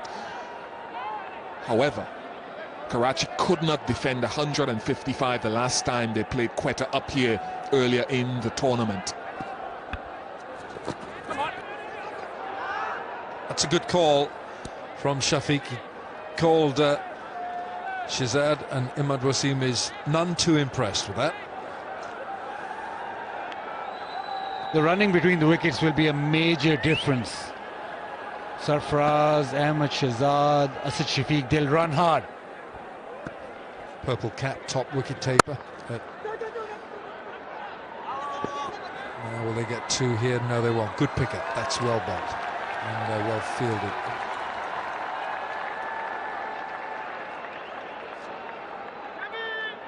Ravi Bopara, the fielder. Good piece of fielding that. Tell you what, just from a personal perspective, as you watch the game on cricketgateway.com, I want to see Amir and I want to see Sohail Khan swing this new ball as quickly as possible in their hands. And they did that here last time we saw it. We saw that opening partnership. They did swing the ball. Single off the last ball of the first over, 6 without loss.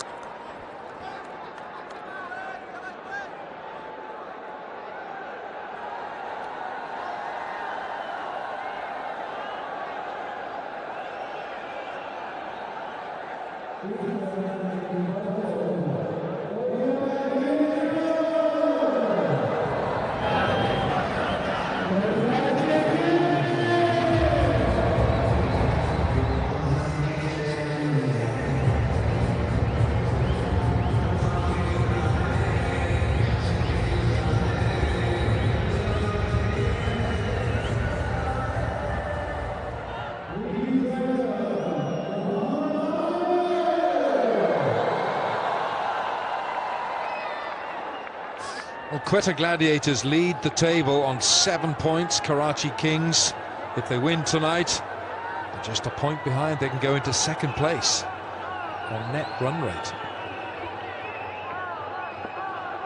Karachi could climb up that table. Oh, it's gone through. The man is up inside the circle. Mohamed Amir just got a little bit of shape there. And when I mean shape, just a suggestion of some in-swing to the right-hander. But wrong line. Just down the leg side, and don't think he's got bat on it, but he'll still get a boundary with fine leg up in the circle.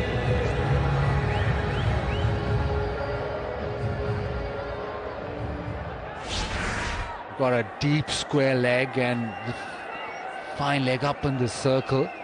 Samamir, the fielder, it's a better line. By doing that, by bowling that line, you want the batsman like Shahzad to invite him to the drive and then try and swing that ball back in between the gap. Pepsi catch a craw. Get ready, you people in the stands. We've had a good clean catch tonight. Win a share of a crore. Just looking at the field, Bish, he's got 4 men on the offside, and if he's predominantly going to get the ball back into the right-hander, is that the way to go?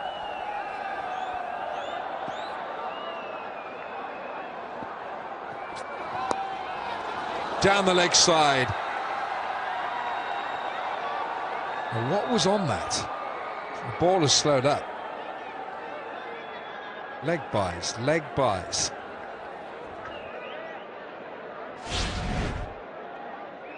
It's an interesting call, and you could go for an additional match, an additional fielder over onto that onside at mid-wicket possibly. I think right now he's just feeling out how much the ball is swinging. He wants to start it maybe just on the off stump and let it tail back in, struggling with his line so far. But if he does start to get the line right, he can then shift one from left to right. That's the line. That's the line. It just held its course there. It goes straight through to the... His line is Sangakkara's right hand. He's got to be looking at Sangakkara's right hand. Look where he is. Look where Sangakkara is. That's his line.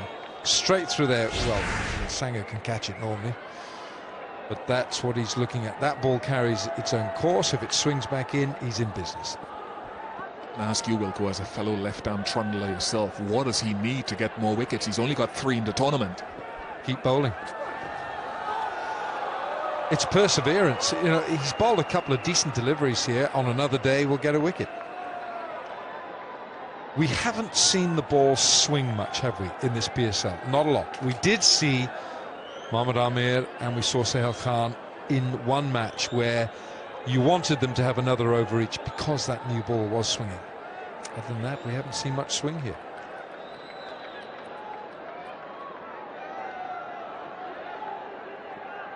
Can bowl a great Yorker, this fella.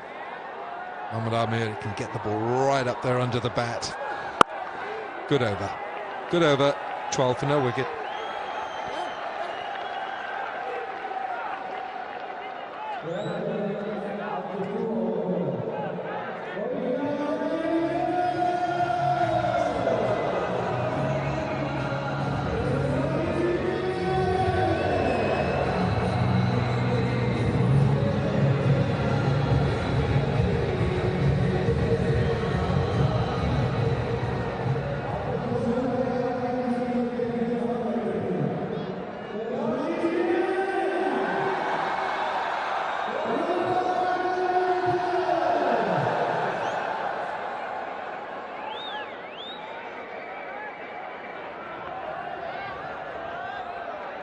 Usman Khan Shinwari.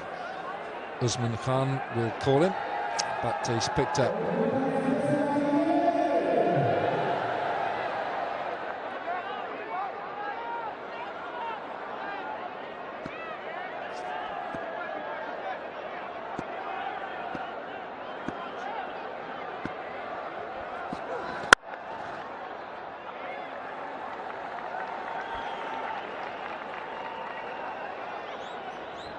Interesting call here. They've gone for Shinwari ahead of Sohail Khan. Sohail Khan is the joint leading wicket taker of this tournament. He's got 9 wickets.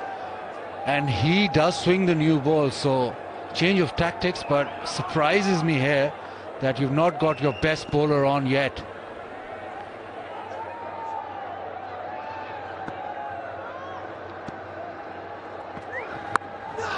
Top edge, flies over Chris Gale, it's 4.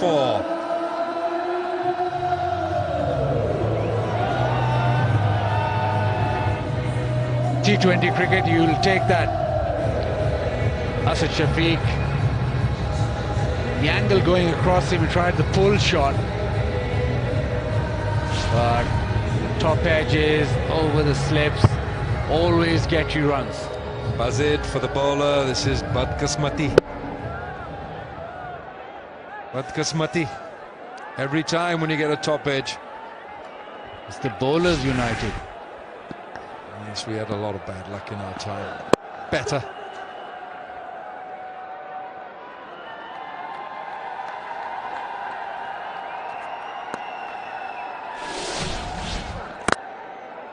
Took 3 wickets the other day, Usman, and had to rely on Pollard to take a good catch.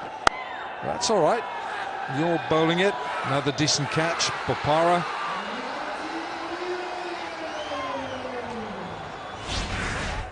Not short of emotion, is he? This one is a little bundle of dynamite.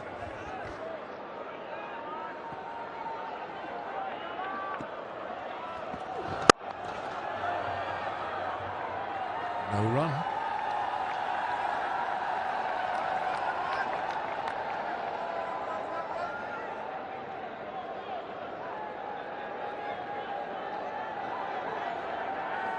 Every match now for the next 4 days in Dubai really is, it's almost like a final for each of these teams. Every team is still in contention, of course, for qualifying. It's the top 4 who qualify. 1 team out of the 5 will not be going through to the playoffs. And that could be anyone. At the moment, Karachi are bottom of the pack, but if they win this one, they go up into 2nd place. I like this. The whirlwind we never saw from Chris Gale.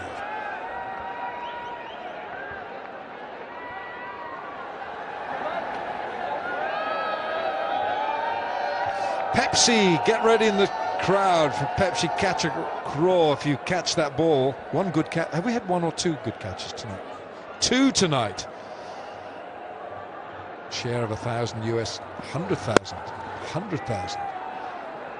End of the over, 18 for no wicket.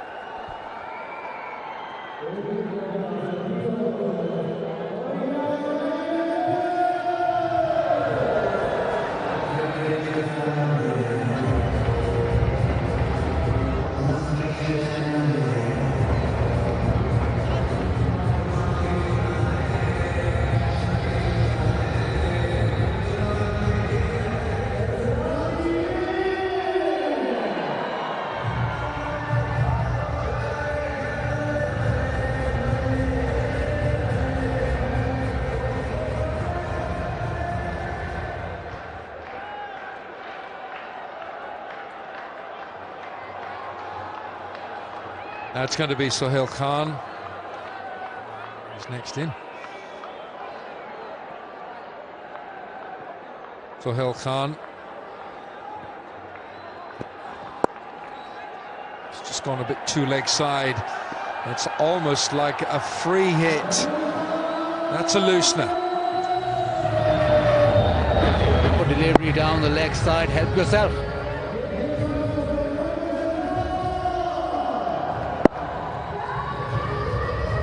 Alan, you would have loved this cricket. Just 1 over, that's your spell, that's it. Oh, I would have dined out on it. Let me tell you about my 1 over today. He's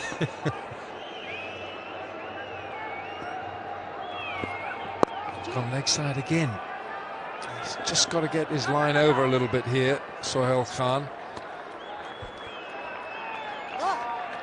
As a bowler, and you would have bowled over 600 of them in one season, Alan, back in the UK, you have to make a quick assessment, and particularly in this format, as to how much the ball is doing. If you're looking for outswing, then you can't afford to go 2 deliveries in a row onto leg stump. You've got to make a quick assessment. Wow, it's not swinging today. Mohamed Amir swung the first couple, but nothing thereafter. And then adjust your line onto that off stump instead of looking for that magic ball.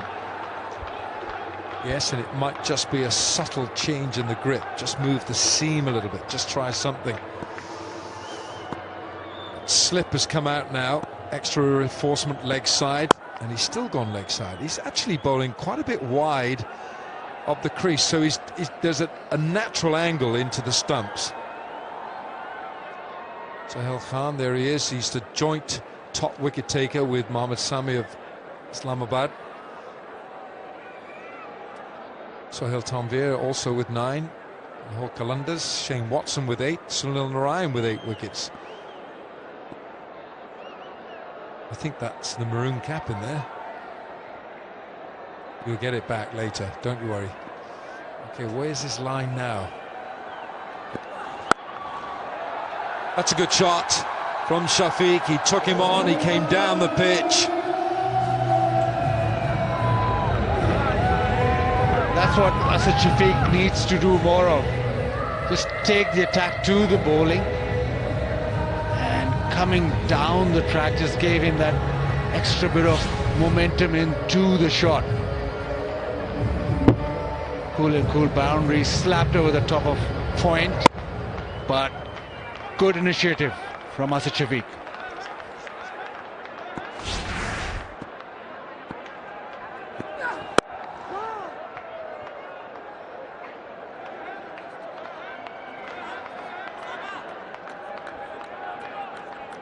No shortage of effort going in here. You could hear the grunt as he delivered that ball. So he's trying hard here, Sohail Khan.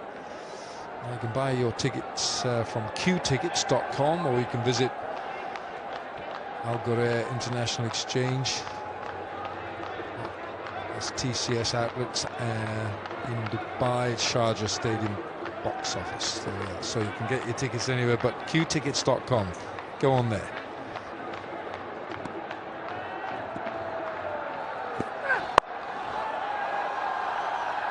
Man deep out there, and they didn't run the first one quickly, so they got away with that.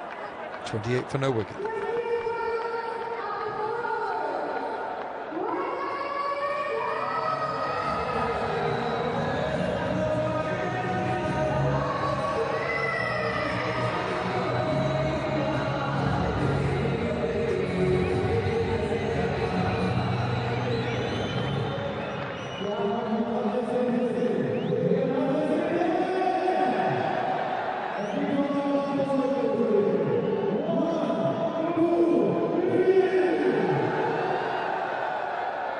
Good start this by the Quetta Gladiators. 28 on the board, they haven't lost a wicket.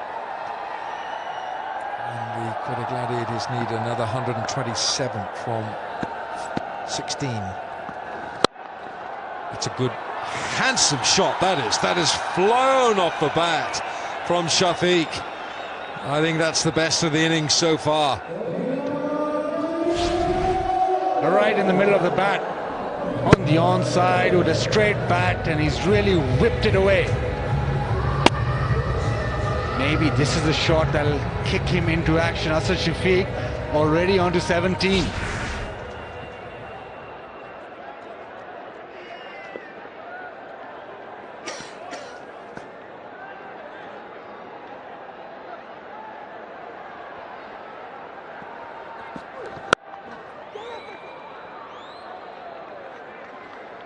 Good comeback by the bowler, just concedes the one.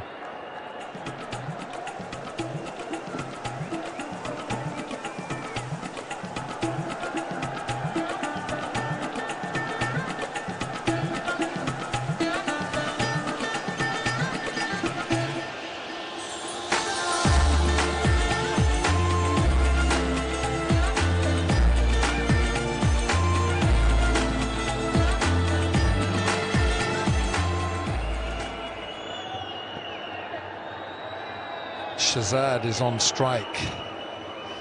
9 he's got from 14 deliveries. You want to step on it a bit. Gets the short one this time. Man is still back there.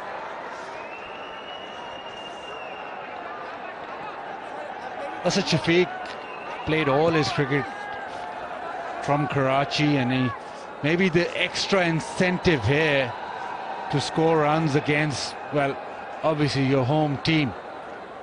But today he's looked good. He's looked to have energy. He's running between the wickets, and he's been positive more than we've seen him throughout the tournament.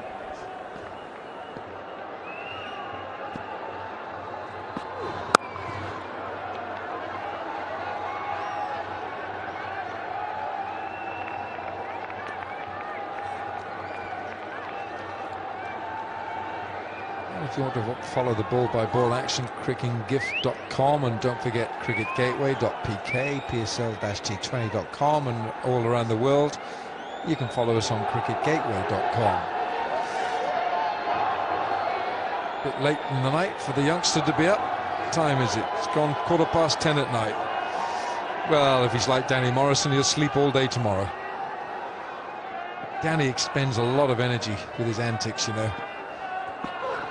Sure, that's a crack off the bat, that is. Boom, that went round the ground. It was a good sound. What a cool and cool four. That is the coolest of cool fours. Was looking for that short ball for quite a while, and first one that he's got hold of. Always in good position to hit it over mid-wicket. He's taken it early, so he's hit it way in front of square.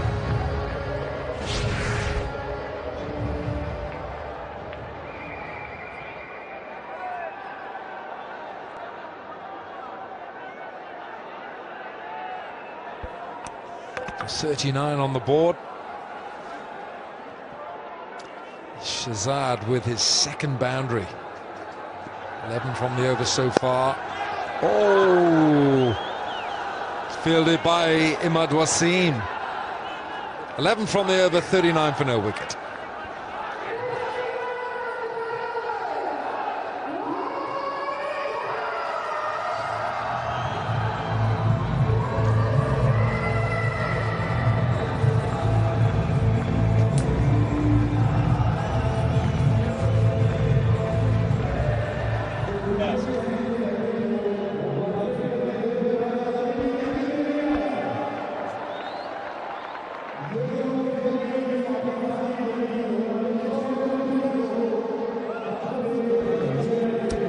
Game on here at Dubai, because Karachi, after having put on 154, are in a battle now. Quetta, very good start. None for 39 after 5. Shafiq and Shazad looking good.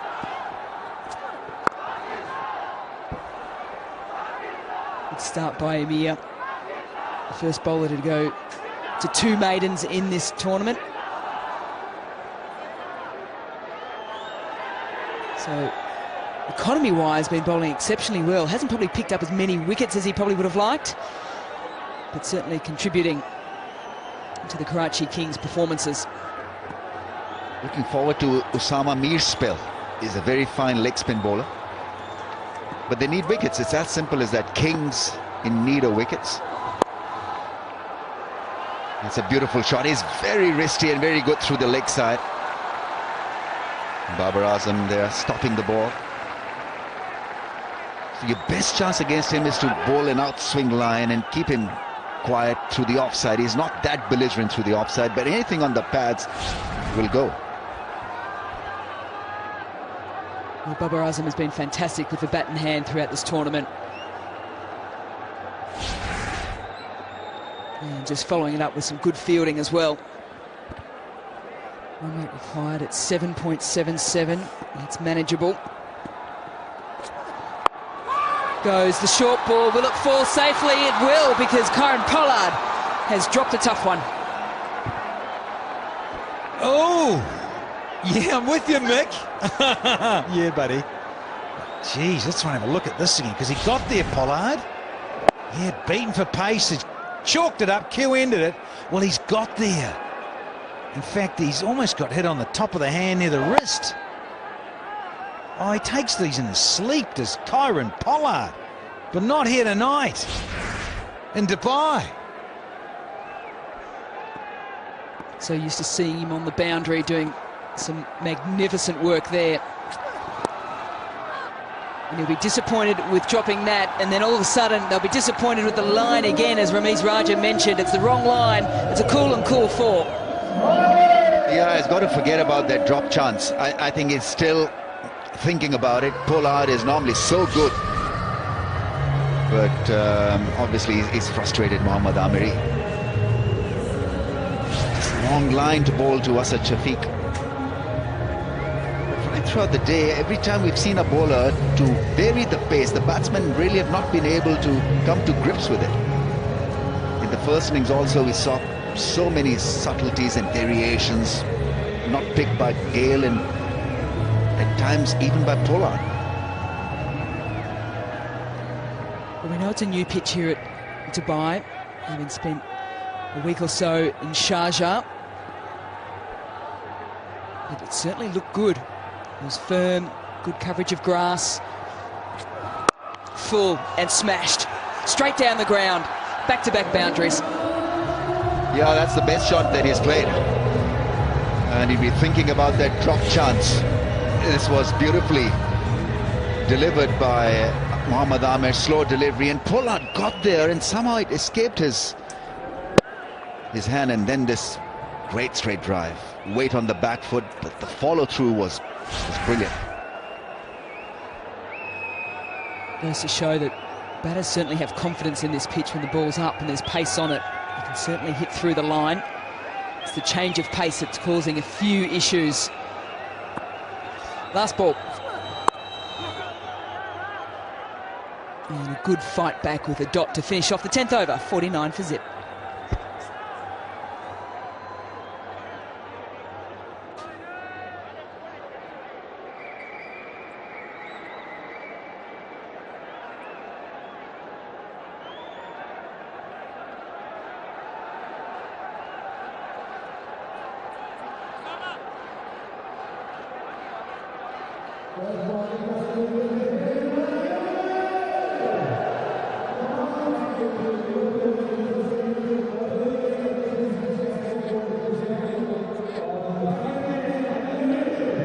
Quetta needing 106 off 84 deliveries with 10 wickets in hand.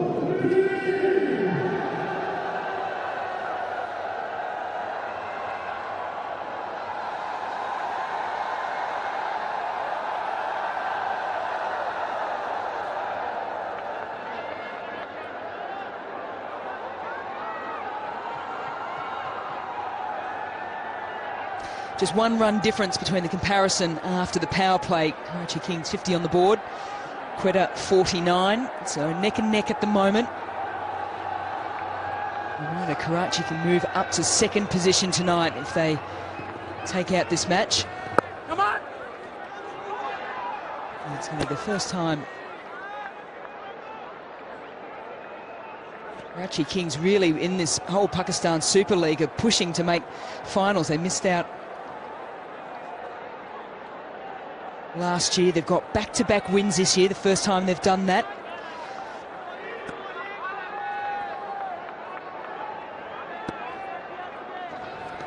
Come on! Come on! Turn again there for Ahmad. So really interesting table here in PSL 2. As we see the 50 coming up. Oh, it's a bit draining sometimes, isn't it, Viv?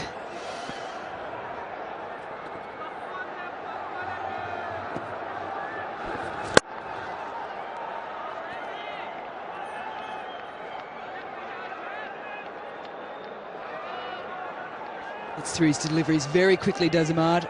Tries to control the pace of the game.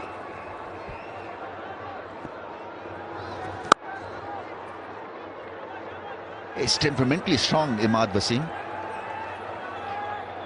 He puts his hand up in a crunch moment, in a crunch situation, bowls with the new ball, can bowl later also in the innings. Shows a lot of control and is a determined cricketer. This is an excellent platform for the Gladiators. 52 without a wicket. Right, Asad Shafiq was supposed to be the slow one. Not in this partnership. Going at a brisk pace of 150. Shahzad just a bit quiet. Little reverse, doesn't get it through the inner field, but picks up a singles, 4 singles in that over, 53 for none.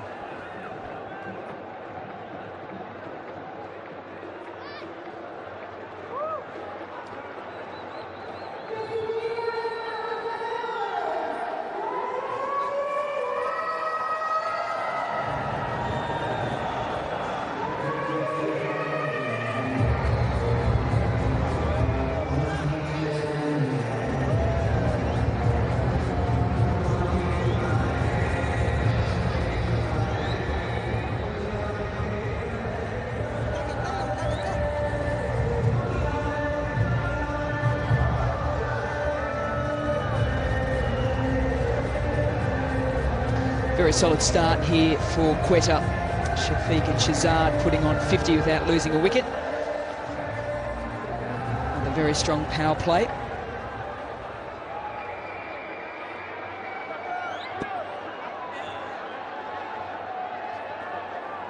Osama Mir. Come on. So here's the thing. If your leg spinner is your best chance of picking up a wicket, what have you given him for him to pick up a wicket? There's no slip, there's no one close to the bat, just 4 men in the ring, which is a regular field for someone who is mighty talented. Just give him a slip or a short cover. Or maybe give him someone about 6 rows back. There we go. No pressure on. And Shahzad says, thank you very much. Oh, look at the teeth from Vivian. Yeah, got the piano out. He was delighted with this. Rightly so. Wonderful little skip down the track from Shahzad, and he met it rather nicely. And he got close enough to it. And width on this occasion will be back-to-back boundaries. The first was a 6, the second a cool and cool 4. Yeah, not a great start. I think is after that straight 6 a little bit circumspect with where to pitch the ball, and I think Ahmed Shahzad has played a couple of lovely shots, dancing down the track for a magnificent 6 over long on, and then waiting on the back foot, waiting in the crease and cutting him into the fins. Does he go for 3 in a row? He's found the gap. Is he going to do it? Yes, he is. He's on the charge as Shahzad. Yeah, he's in a hurry. Nathan McCullum in the house. Brendan's older brother. He liked it. So are the fans. 6 and then a couple of boundaries to go with the maximum. 15 off, still 2 to go here in the 8th. Certainly targeting Osama at the moment.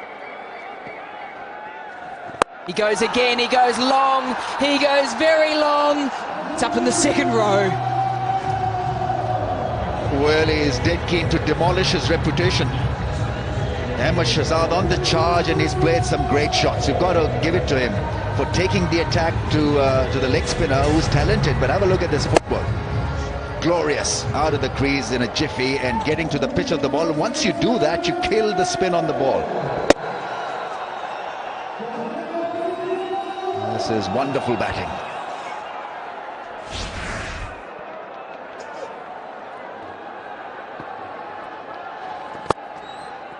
And he says, I'll take a single because I wouldn't mind the strike at the start of the next over. 75 for none.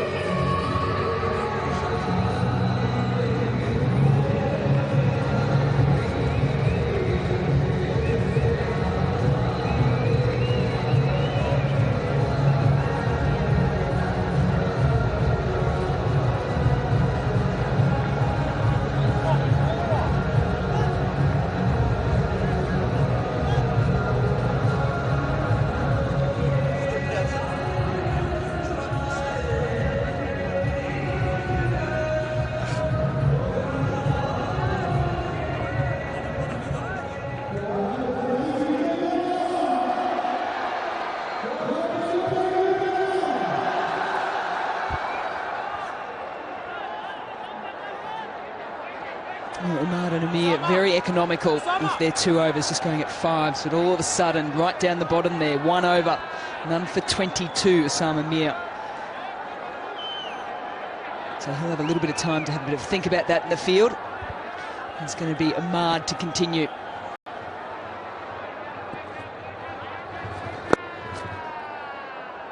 Well, they're surely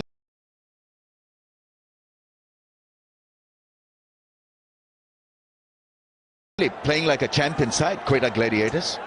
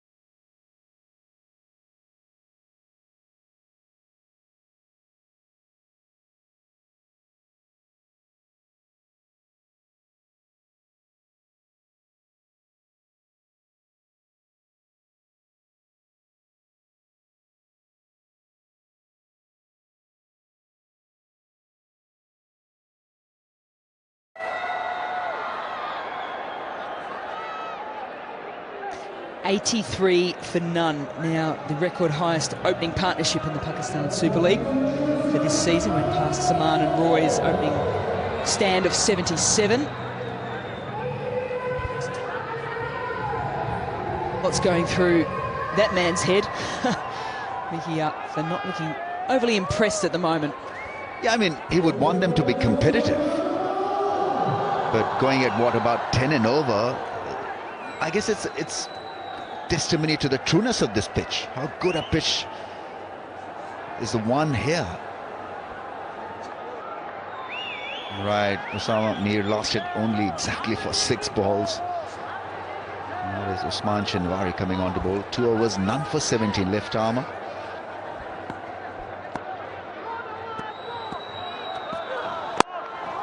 Change up first delivery, and they still managed to work it away for a single.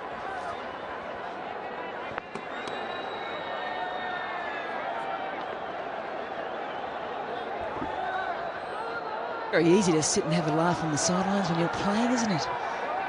Oh, easy going from there, Melanie Jones, and from up here. So, Hayla J. Warden with his good buddy, Kumar Sangakkara, captaining the Kings out in the middle, but not so Mahela. He's staying warm in the dugout with the tracksuit on. But lots to offer. It's a wonderful setup with the franchise. I'd just like to start winning a few more games.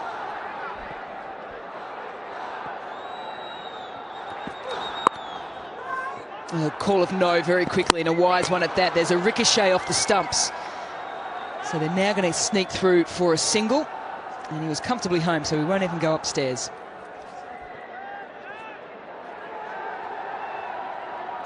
Some Twitter messages coming in. Shafiq and Shazad doing what we expected Gale and Pollard to do. I think you're right there, Saeed. A lot of expectations on the big marquee players.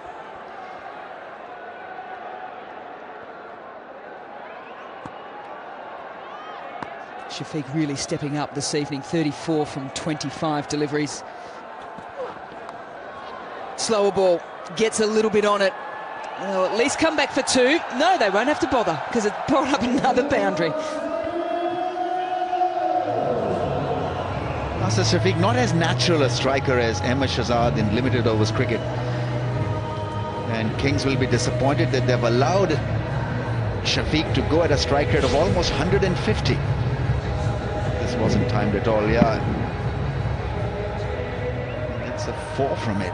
Top edge of a slow ball. Incredible edges these bats seem to have.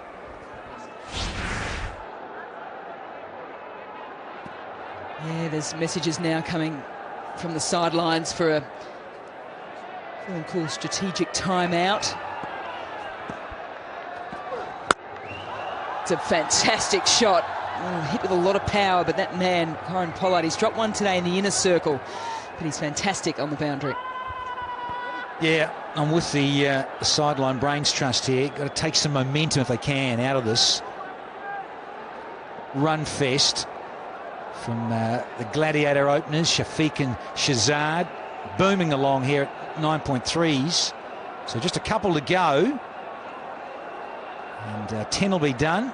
And they can take a strategic timeout and just slow things down and get together in a huddle and try and sort out a bit of different strategy.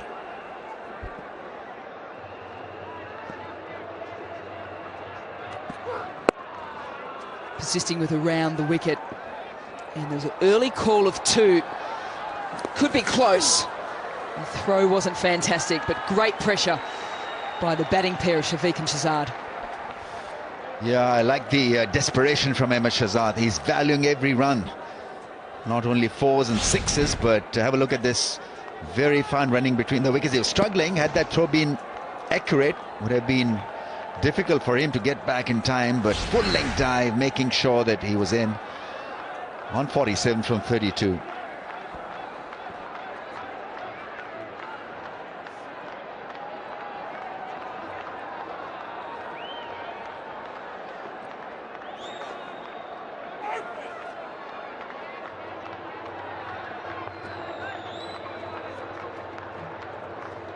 Last delivery before we're halfway through the allocated 20 overs. 63 from 61 needed.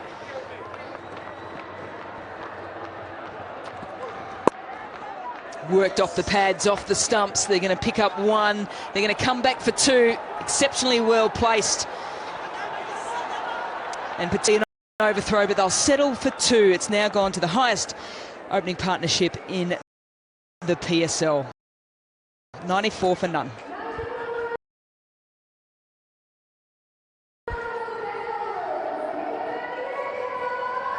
And we're going to have a cool strategic timeout. It's a little bit of a break for everyone just to reassess things.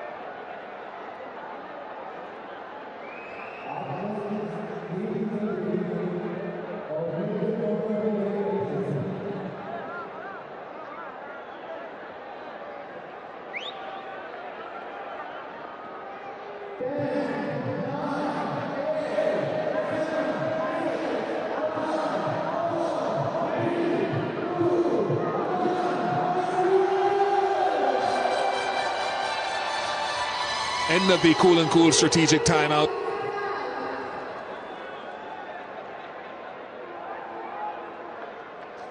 And just about a runner ball required for the Quetta Gladiators to get another victory here with all their wickets intact. And really they will have to implode badly and give this away. It is Karachi Kings who has everything to do to pull off a miracle here at the Dubai International Stadium. They've been ragged in the field. They've not batted with aggressive intent for most of their innings. And Ashad Shafiq and Shazad have taken toll, and they've run very well between the wickets. Almost as quickly as they're going to go upstairs for this. Have a review.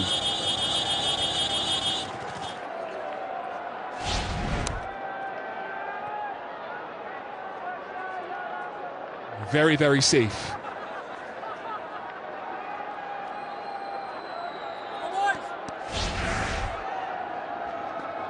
mean, seriously, what is the umpire looking at?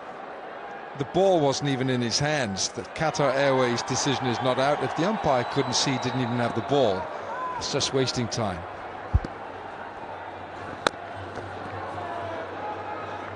Let's go down to Zainab.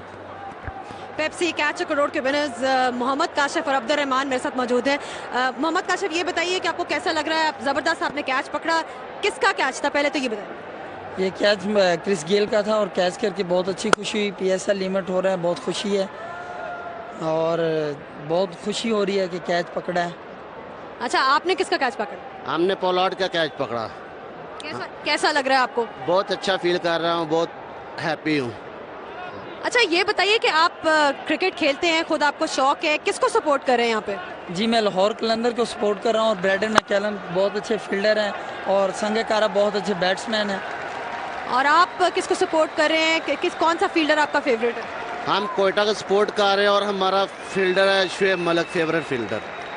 अच्छा, चलें ये बताइए कि ये जो आपने पैसे obviously gain किए हैं, इसका क्या करेंगे आप? कुछ भी नहीं करेंगे, जो ज़रूरत है वो पूरी करेंगे। और आप बताइए? जो ज़रूरियात है वही पूरी करेंगे और बस। चले, आपका बहुत बहुत शुक्रिया है। शुक्रिया पेप्सी कैचा करोड़। शुक्रिया पेप्सी कैचा करोड़ का। Thank you so much. 50 for Ahmed Shahzad, and at a strike rate of 147, really has picked up outside of the batting power play. And together, him and Shafiq have engineered a really good chase. 100 comes up for the Gladiators, 100 without loss.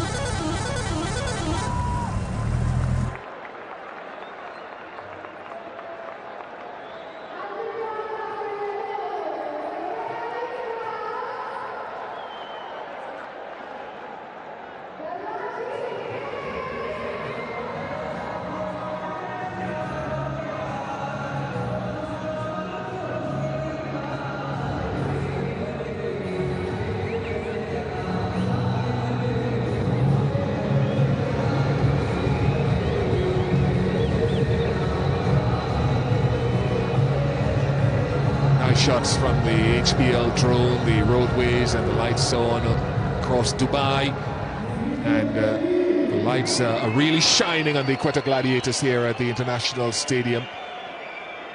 100-run partnership, first 50 of this year's PSL for Shahzad.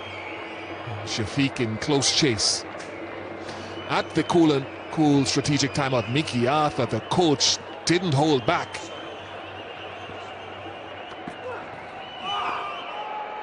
He really let rip into that team.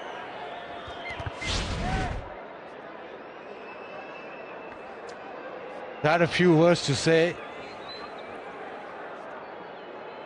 Oh, doesn't seem very happy, does he?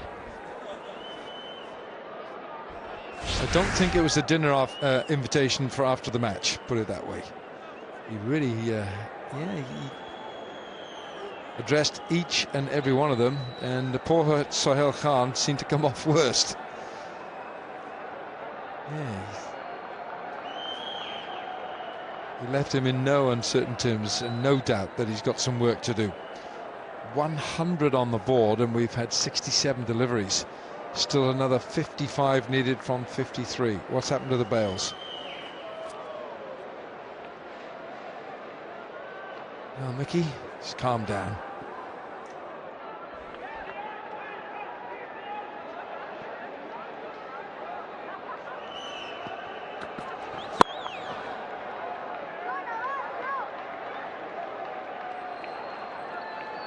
It's been a lethargic performance from Karachi so far. For Quetta, they've come out with the same intensity. And who do you think will win the match? Vote now at the PSL T20.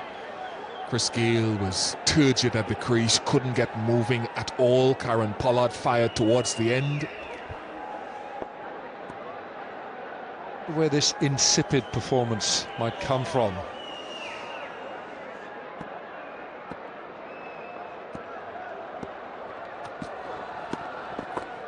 Bit of a glove on it, was there, or was it a leg by? It's runs, is it? Runs. Maybe you need to describe the performance in Urdu as well. Well, possibly at the end of the over.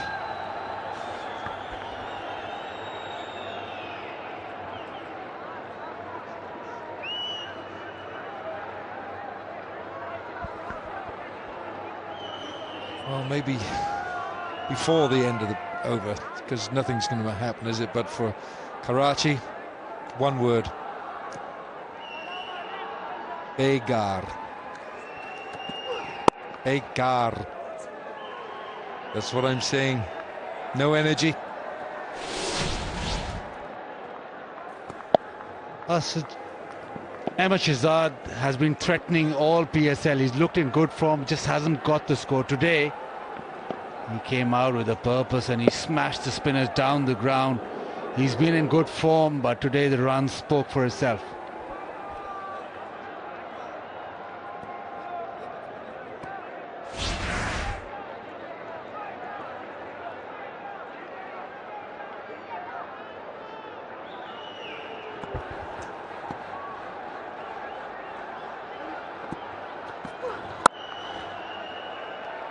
So Shafiq deserves some credit as well, because he did the early running. Because at the end of the batting power play, Shehzad was only 14 runs from 17 deliveries. It was Asad Shafiq who struggled really to assert himself in the earlier matches. He really got things going.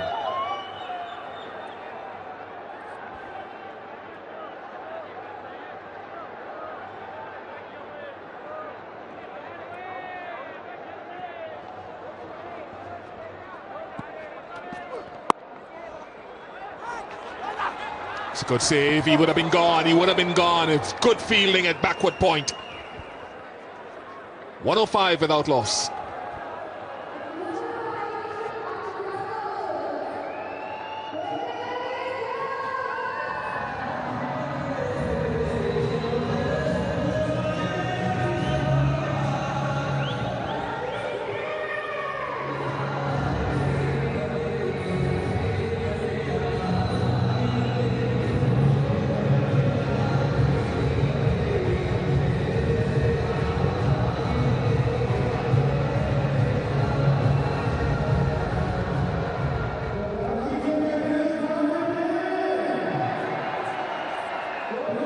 Eight overs to go, and Quetta Gladiators are strolling this match.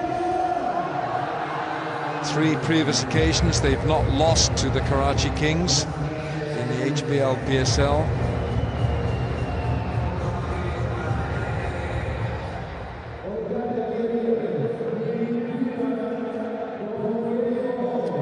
.50 required with all wickets intact from the last 8 overs.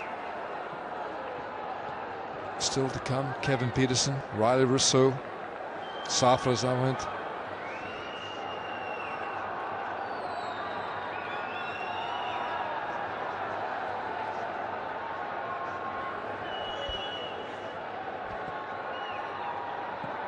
See what impact that little chat. That's gone high. Pollard says his and takes it.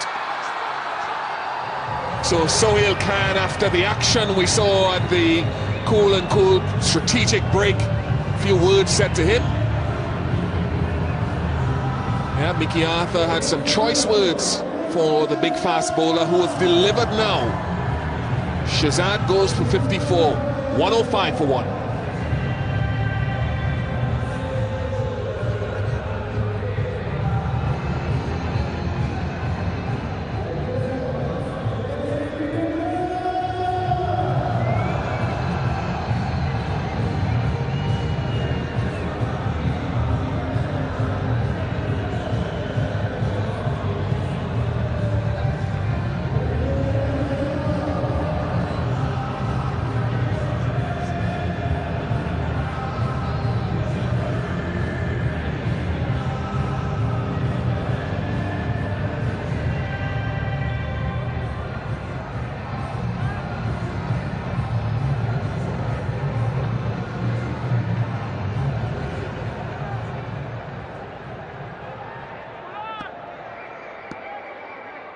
Shafiq on strike. Top edge, all the way for 6. So he got a wicket with a short ball. The ball before, now it flies away for 6.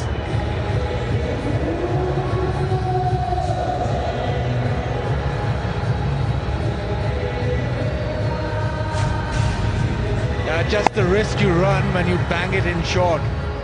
Top edge, do carry. Fine leg up in the circle, didn't matter. Went all the way. Asad Shafiq gets a maximum. On to 45 of just 33.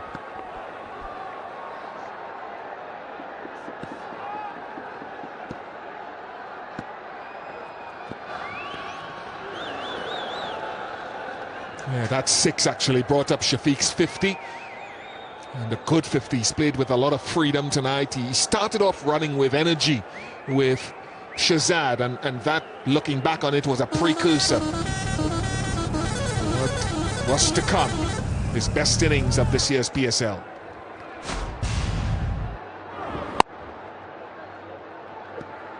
And just, it'll feel sweeter because it's come against Karachi. He's from Karachi, playing against them, gets a 50. Best innings he's played this year. Peterson's a long way down and gone. Run out without facing a ball. It's a 3rd duck of this year's PSL. He did say when we spoke to him before the start of the game he could come out tonight and get a 0. Well, he has.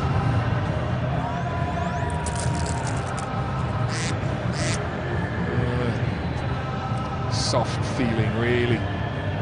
1 for naught again. 1-1-1 for 2.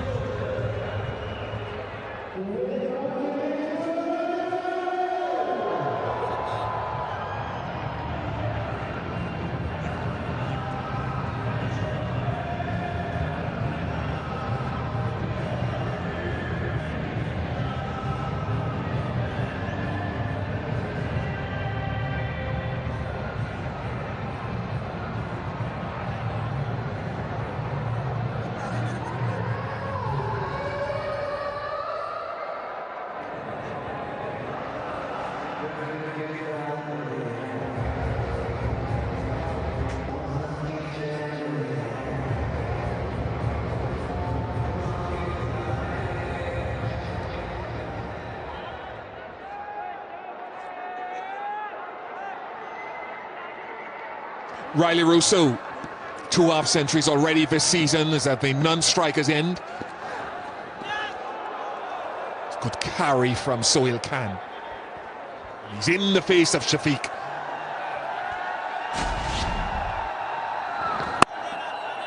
Yeah, yes, no, total confusion. And a good throw from Imad Wasim. Well, he was not in 1 frame, not in 6 frames. Stranded.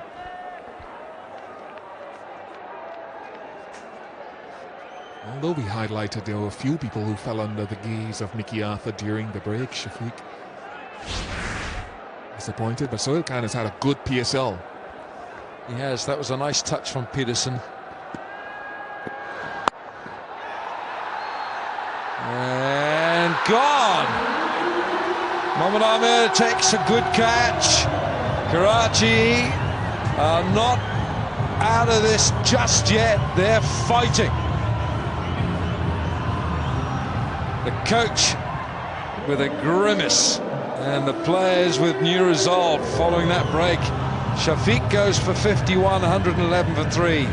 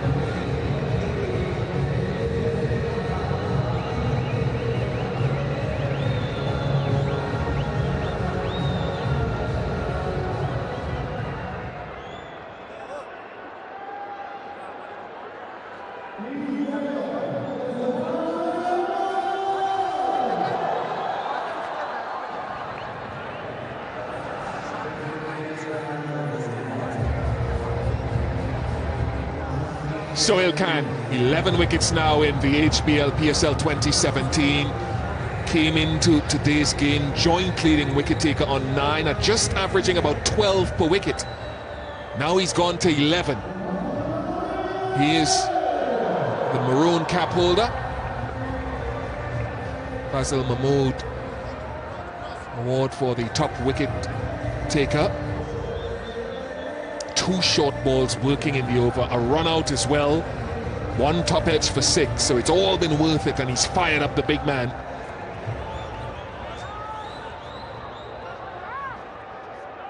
A 3-wicket over puts a different dimension to the game.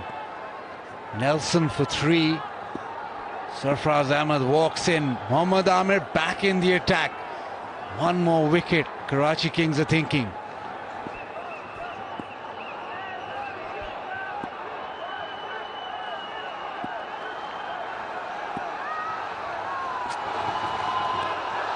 The pace, that has to G up Mohammad Amir as well. He has to take some of the energy from Sohail Khan. Only 3 wickets in the tournament. Try to get into it. Short ball and well directed. It was a great catch in the end. Just misjudge it for a moment, but Amir does well. Everybody's pumped. What an over from Sohail Khan. What an over for Karachi.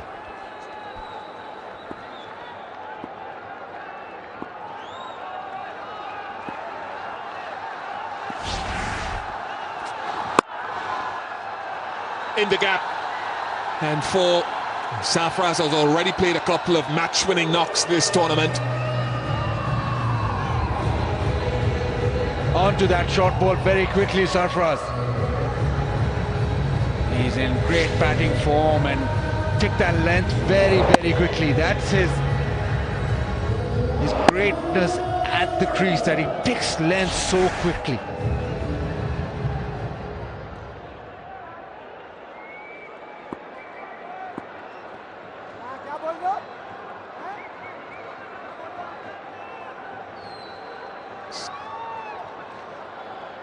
I think Sarfraz and Imad Wasim have had a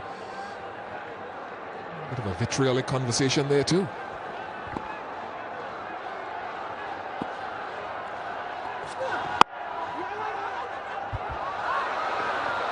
That could have been tight.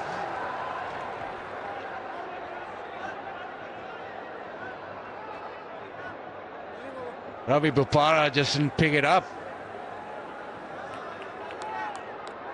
If he had a clean pick up, I think it would have been very interesting. Sarfraz was off in a flash. Riley didn't expect the call straight away. I don't think it was that simple a run.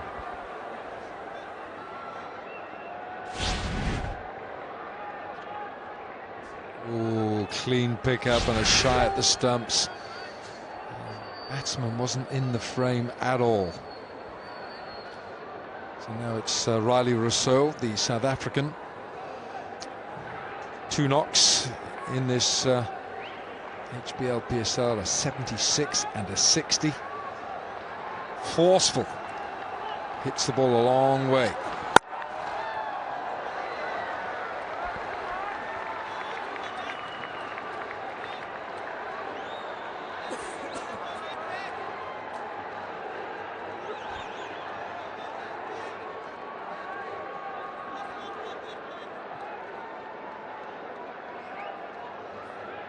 Last time they played, Quetta were 3 down with just 30 on the board. Riley Rousseau 76 not out, and Sarfraz Ahmed 56 not out, got them home with 5 balls to spare.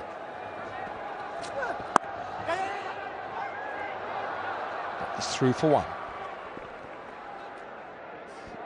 We've always wondered what went on in the strategic timeout, and we saw visually today what did go on. And it resulted in 3 wickets. Don't think I've seen this before in a timeout. So maybe this is the way forward. Maybe the guys just reinforcing the point, they needed to wake up. Well, this was a lost his cool strategic timeout. And then straight after that, Karachi Kings found something.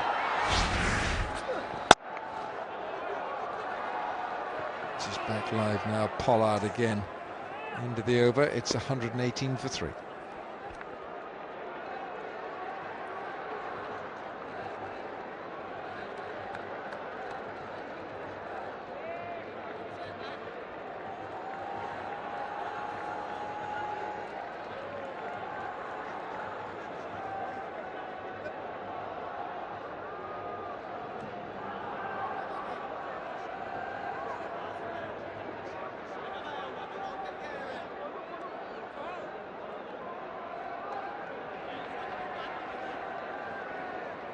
Just a little shot there of the think tank, Hilajar Wardner and the two coaches. Run a ball needed, just slightly more, 37 from the last 6 overs. Q-Mobile selfie moment. Well, return to the Dubai International Stadium after being in Sharjah for a few games. We'll go down to Zainab. Ahmed Shehzad जो है मेरे साथ इस वक्त मौजूद है। अहमद, ज़बरदस्त innings कैसे प्लान की आपने अपनी इनिंग्स? जिस तरह हमारे बॉलर्स ने बॉलिंग की है, I think credit goes to them, क्योंकि इतना आसान पिच नहीं था खेलने के लिए, और जिस तरह उनके बड़े प्लेयर्स स्पेशली गेल और पॉलार्ड वगैरह को जिस तरह कंट्रोल किया, आई थिंक उन्होंने एक टोन सेट कर दी हमारे लिए, जो बैटिंग के लिए थोड़ा सा आसान हो गया जाके। और जब नए बॉल पे बारी आई पहले ओवर में ही, जब दूसरे ओवर में आमिर आया तो पता लग गया था कि ball is doing a bit, तो वहाँ पे इंपॉर्टेंट था कि एक आधा ओवर देख के अपने आप को थोड़ा सा टाइम दें और pick your bowlers, and I pick the leg spinner today. Partnership जो थी वो आपकी ज़बरदस्त थी, फॉर्म आपकी अच्छी लगी हुई है, क्या आप स्पेशल ट्रेनिंग कर रहे हैं या बहुत मेहनत कर रहे हैं, क्या कहेंगे? कुछ भी नहीं, आई थिंक बहुत क्लियर माइंड है और ज़्यादा फोकस होगा पहले से, और इन्जॉय कर रहा हूँ क्रिकेट को। पीछे बहुत ज़्यादा चीज़ों में घिरा हुआ था, और जब मैं अपने बड़ों के साथ बैठा, स्पेशली मोइन भाई, वसीम भाई हो गए, इंजी भाई हो गए, ये लोगों ने बहुत ज़्यादा हेल्प की है, लाला ने, रज़ाक भाई ने, क्योंकि मेरे ख्याल से इस एज में फोकस आपका सिर्फ क्रिकेट में होना चाहिए रादर देन कि क्या हुआ कैसे हो गया। तो फोकस अपना वापस क्रिकेट पे लेके आया, जो कि बहुत इंपॉर्टेंट था, और इन्जॉय करने लग गया और अपने आप को बैक किया, और एक क्लियर माइंड है अबाउट माई सेल्फ के ये that's how I approach my inning. जब भी बैटिंग करने जाता हूँ एक क्लियर माइंड से जाता हूँ और पिछली इनिंग्स को भूल के जाता हूँ। तो I think these kind of things really help as a cricketer. And again I want to talk about Quetta team, जिस तरह की ये मैनेजमेंट, रज़ाक भाई हो गए हमारे, रज़ाक भाई सेल्फ, उनका ड्रेसिंग रूम में होना, डग आउट में यहाँ बैठे होना, आई थिंक ये चीज़ें एक्सप्लेन नहीं कर सकता मैं कि क्या एनवायरनमेंट है हमारा। मैंने अपनी ज़िंदगी में जितनी भी लीग्स खेलने गया हूँ, ऑनेस्टली प्रॉमिस, इस तरह का एनवायरनमेंट नहीं देखा जो मोइन भाई ने रखा हुआ है और जो रज़ाक भाई वगैरह ने। कोई किसी की परफॉर्मेंस पे किसी को डिसग्रेस नहीं करता, कोई किसी को लेट डाउन नहीं करता। वी ऑल जस्ट हम एक दूसरे को बैक कर रहे हैं, उठा के रख रहे हैं और इन्जॉय कर रहे हैं।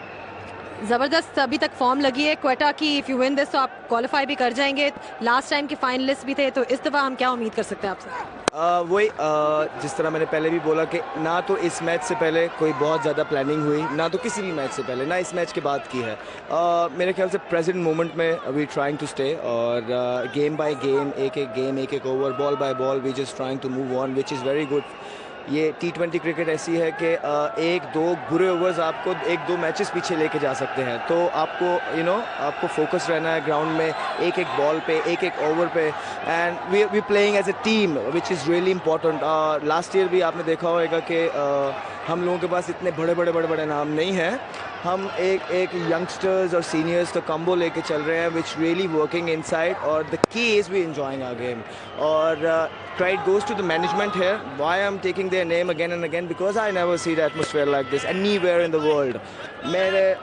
मुझसे भी स्टार्ट हो रहे थे, I was hitting the ball well, मैं क्रॉस नहीं कर पा रहा था, आगे नहीं जा पा रहा था, 20s 30s 15 इस तरह का। लेकिन मेरा नहीं ख्याल है कि कोई मेरे पास एक दफ़ा भी आया, स्पेशली इस मैच से पहले तो मोइन भाई मेरे से ज़्यादा ही मजाक करने लग गए, जब गाड़ी में भी आ रहे थे और जब रात को भी गए थे कमरे में भी आके। तो ये चीज़ें मुझे तो पता है वो क्यों कर रहे हैं, वो मुझे उठाने के लिए कर रहे हैं। तो इतना अच्छा माहौल मैंने कभी नहीं देखा। इन सबको क्रेडिट जाता है कि जितने भी प्लेयर्स या फॉरेनर्स बैठे हैं, वो देखो चले, बहुत बहुत शुक्रिया आपका, and all the best. Thank you Zainab, thank you.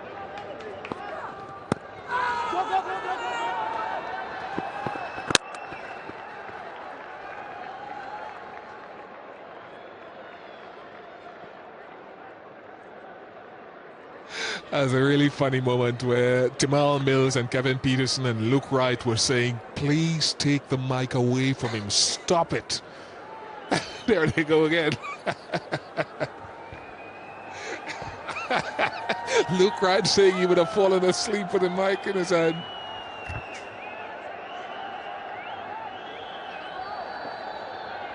They're his teammates, so it's acceptable.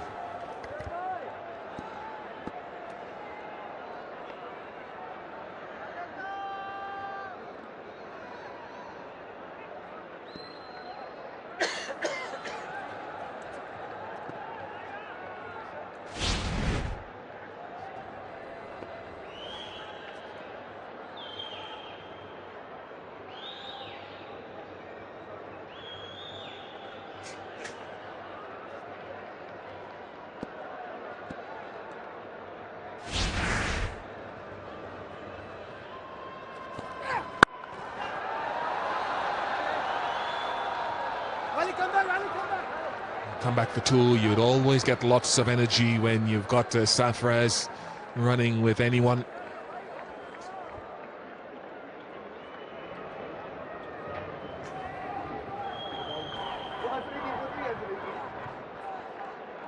Karachi need a couple of wickets, need something to turn.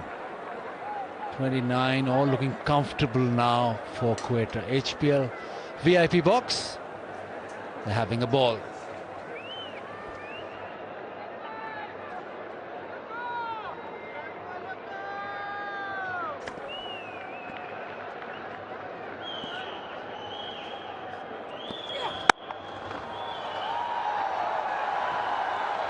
Smack through the offside short, and Riley Russo gets a boundary. End of 15th, it's 130 for 3.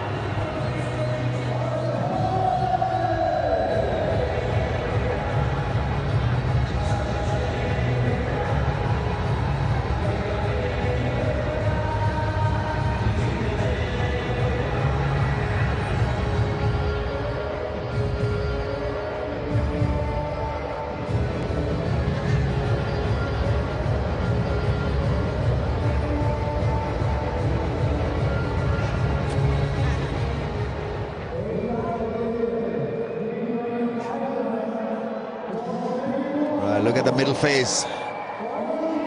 That was a clincher for Gladiators, and Karachi Kings, everything just got stalled. This was a punishing drive. I mean, have a look at the force applied behind that drive. Almost both feet up in the air when he executed that punch. 25 of 30 for Gladiators. Leg spinner is on again.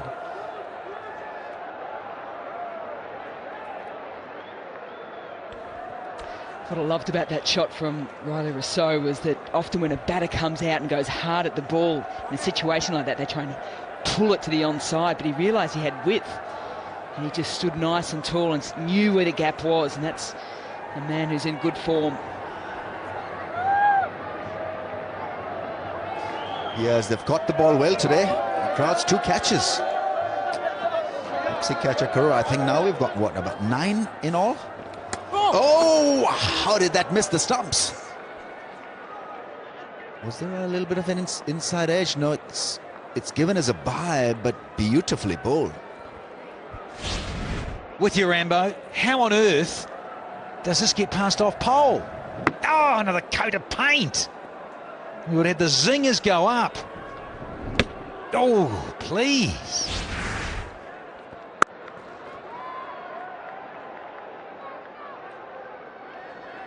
Imad Wasim has been needling the opponents or the opposition. That is what you want. Fire in the belly. There's a bit about him, Imad Wasim, and very close to that off peg.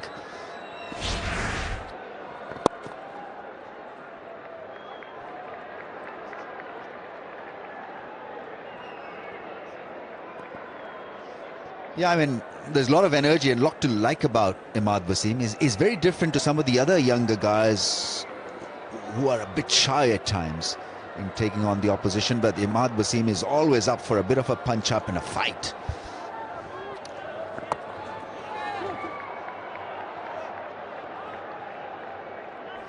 Yeah, it was great banter between him and Shane Watson up at Sharjah a couple of games ago. Particularly opening up the bowling too against players that want to try and hit you out of the ground. He's got a wonderful temperament for that. And everyone's thoroughly enjoying themselves in the HBL VIP box. And why wouldn't you? It gets driven down the ground, this time easily done by Riley Roos. So Quetta need 19 off 24, and they are 136 for 3.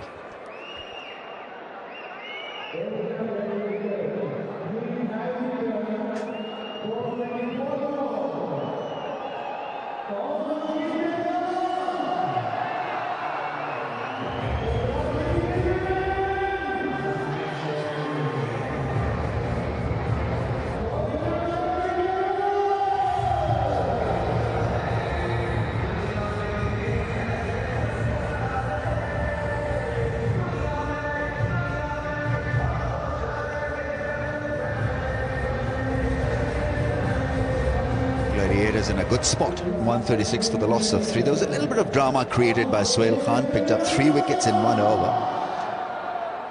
But since then it's been a good, smooth partnership, 25 from 19.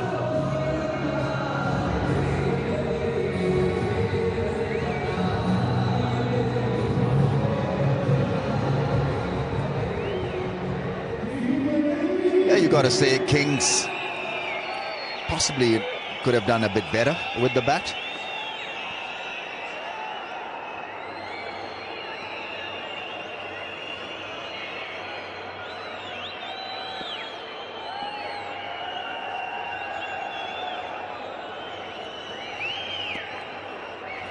Shoaib Malik comes on to bowl. It's getting tough now. Quetta just 19 away from their target. Q-Mobile selfie moment. With a bit of dance. That's wide down the leg side. Interesting bowler, Shoaib Malik, when you look at him, particularly when you come from Australia and you look at off spinners, you want that nice tall front arm, but he loses it completely. Doesn't get much up above shoulder height.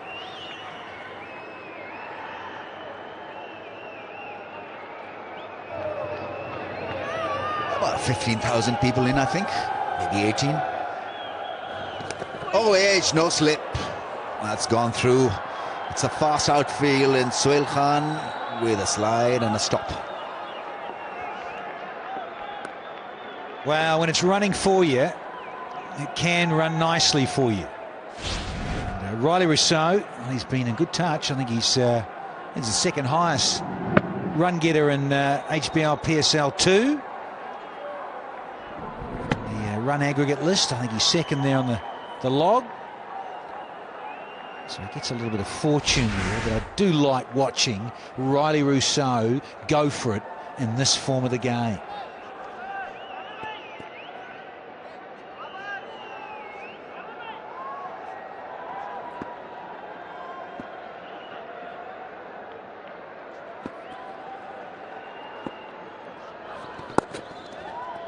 He's very clever against spin, especially. Street smart, Sarfraz. You'll always find him busy at the crease and working the singles. Every now and then he'll get a 4 away or a 6. I think you're spot on there, Ramiz. I love his energy between the crease, particularly in this format of the game. You need to put pressure on every ball. Yeah, I think they need a slip, even though, you know, they need 14 of 19 balls, but just to make a point, get Riley Rousseau a little bit out of form and just let him know that he is not that great against spin. Yeah, completely. These teams might meet each other again later in the tournament. Net run rate, all those things, are slight little percentages. Beaten again, this time with a reverse flick, trying a reverse sweep. It's 141 for 3.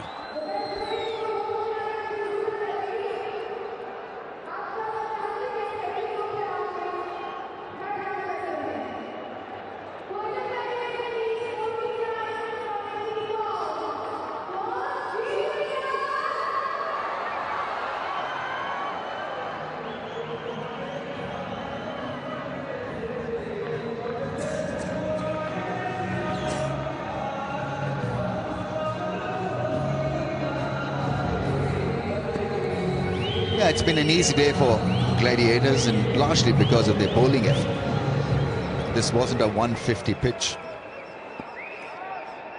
Shahzad and Asad Shafiq finding runs, finding form.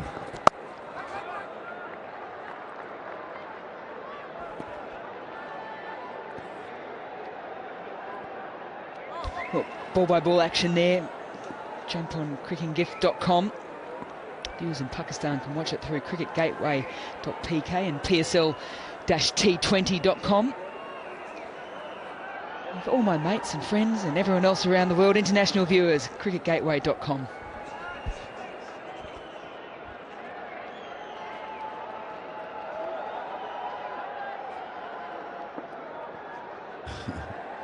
Little issue with the zingers.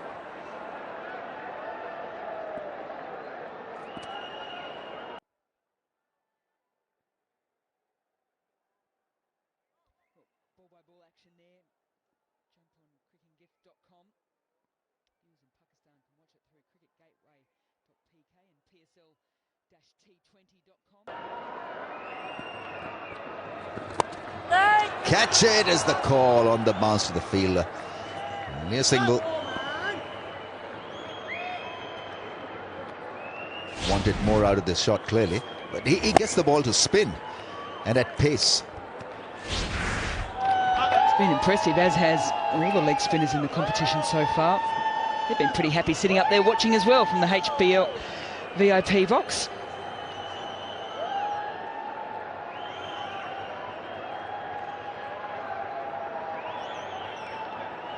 The option of having a leg spinner in your team is fantastic, but one that turns the ball even better. Oh, that's the other one, the wrong one. Riley Rousseau has been fantastic throughout the PSL this year, but this is probably one area you would think that he probably has just struggled with a little bit, is to the leg spinner, the ball coming in, and then obviously the googly that goes away from the left-hander. When in doubt, go for a big shot. He's in trouble, he's in trouble. Sangakkara makes it look easy. He had to rush back and well, got underneath the ball in the end. But this was on the cards, unfortunately. Riley Rousseau wasn't going anywhere with his play against spin.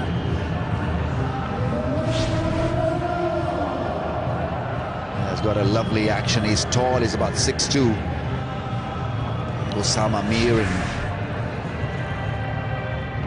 well, undone by some fantastic piece of leg spin bowling. Gone for 15 and it's 1-4-2 for 4.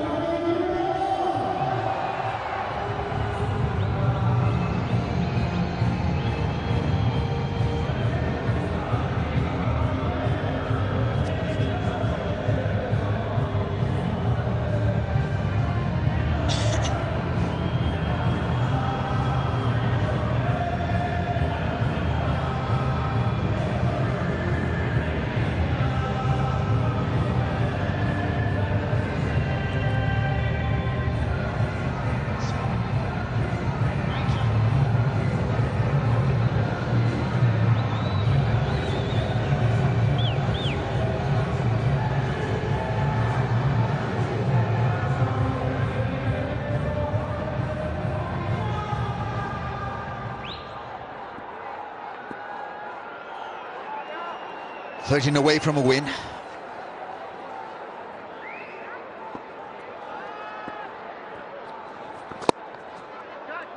That's cleverly played against the spin for a run.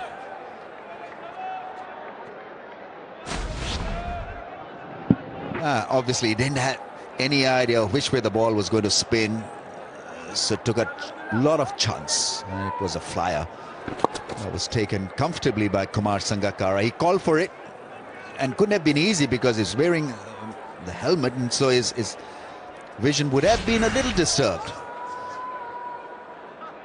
Nevertheless, excellent piece of bowling from Osama Mir. He was put away for 22 in 1 over, and so this has been kind of a comeback for him.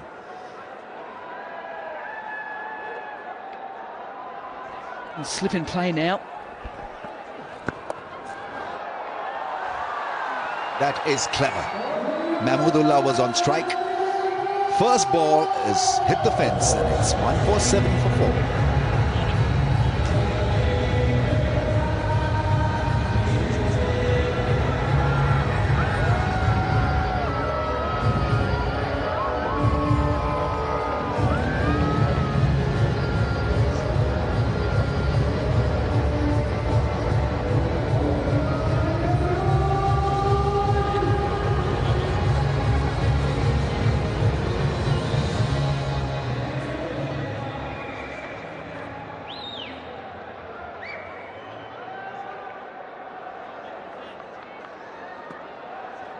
8 runs off 12 balls.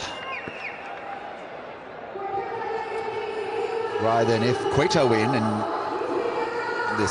they seem quite likely to win, they'll qualify for the playoffs. So this is a big win for them. First to enter the playoff stage. 7 points from 5.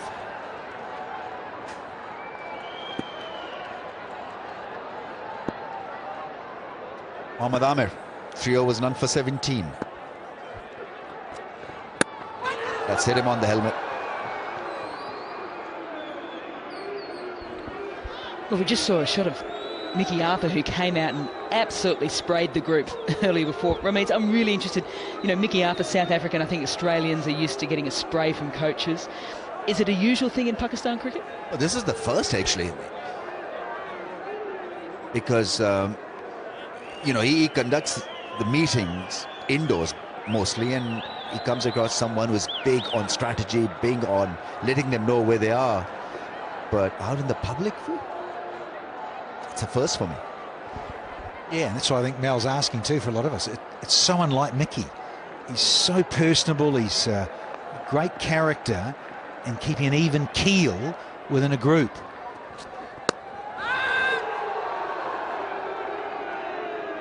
It shook them up because the reaction was a massive one. 3 wickets in 1 over after that strategic timeout for Sohail Khan. Clearly, you could see that he was getting frustrated. At times, such an act helps the team, really, because you've got to be told straight on your face what is happening. Reality bites, but that's how one should be. Yeah? Look at me, I'm talking to you.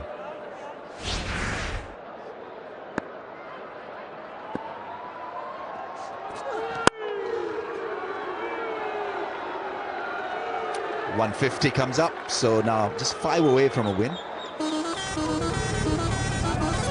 They called the strategic timeout as well, and I think it was exceptionally strategic for him to come out and actually spray them on the field, because it really, we've spoken about Karachi Kings. They've won back-to-back games. They were just heading there on their way up a little bit, and they've just dropped the ball here this evening. I think it's important for him to, let's do that now, get us back on track.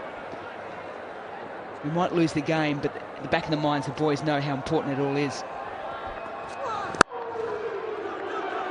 It's called for 2. That's a good flick for a couple of runs.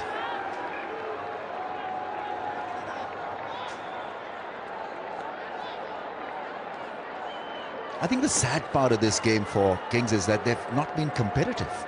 I think that is what got to Mickey Arthur in the end, because he's waiting for things to happen, for things to improve. And in the first 10 overs, nothing did happen. And I think it stemmed from the batting innings. You go back to, you know, in particular, Chris Gale got up to 29 off 34.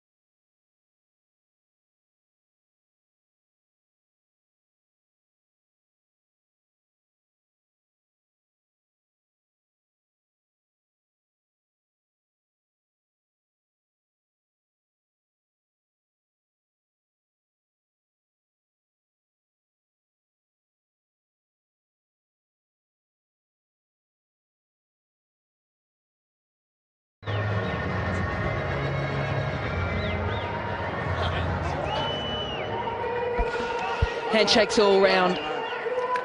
Very impressive win there by Quetta as they stay on top of the ladder and qualify for the finals. They certainly won't drop the ball though, because a few more games to go. They want to make sure that they can finish the round games on top.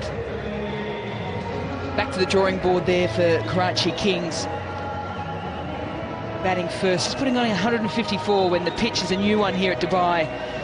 And there was probably more scores like that, 170, 180 on offer. Nicky Arthur still not a happy man. We've chatted about it before. He's got a smile now as he congratulates the Quetta boys, which is good to see.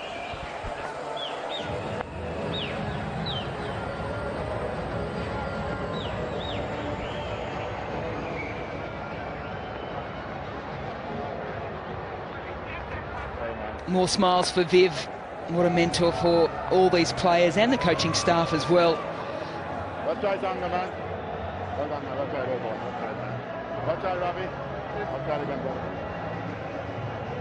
Safraz Ahmed has only lost just 1 out of the 16 T20 matches, which he's opted to bowl after winning the toss.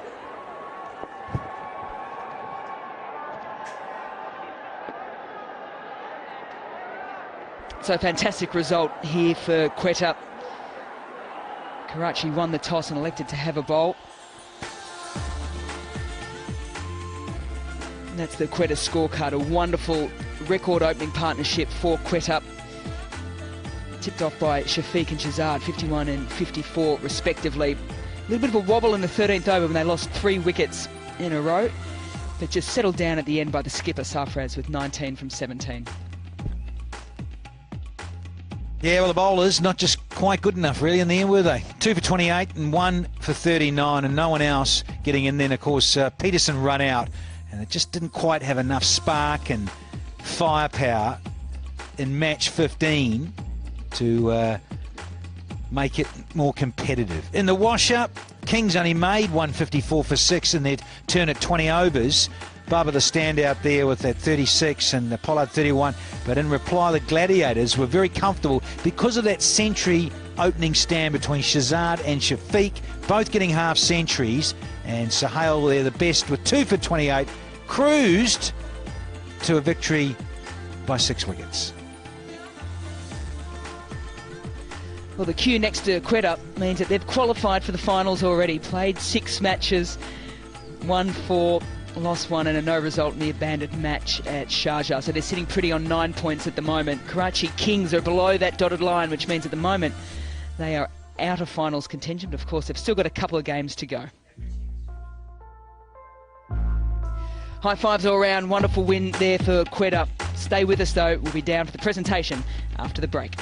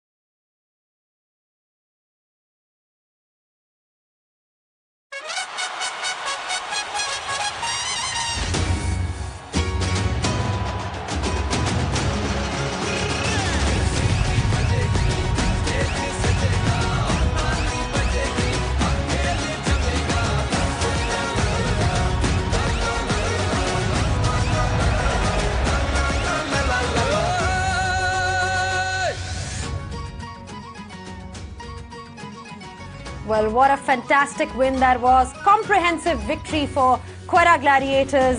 Shehzad, the leading scorer for them, made 54 in 40 balls. And it was a rather comfortable chase. Mahmudullah Riyad taking 3 wickets for them and restricting Karachi Kings to 154 for 6. Quetta Gladiators at the top of the table have now qualified for the playoffs. Played 6 matches and won 4, with Karachi Kings at the bottom of the table.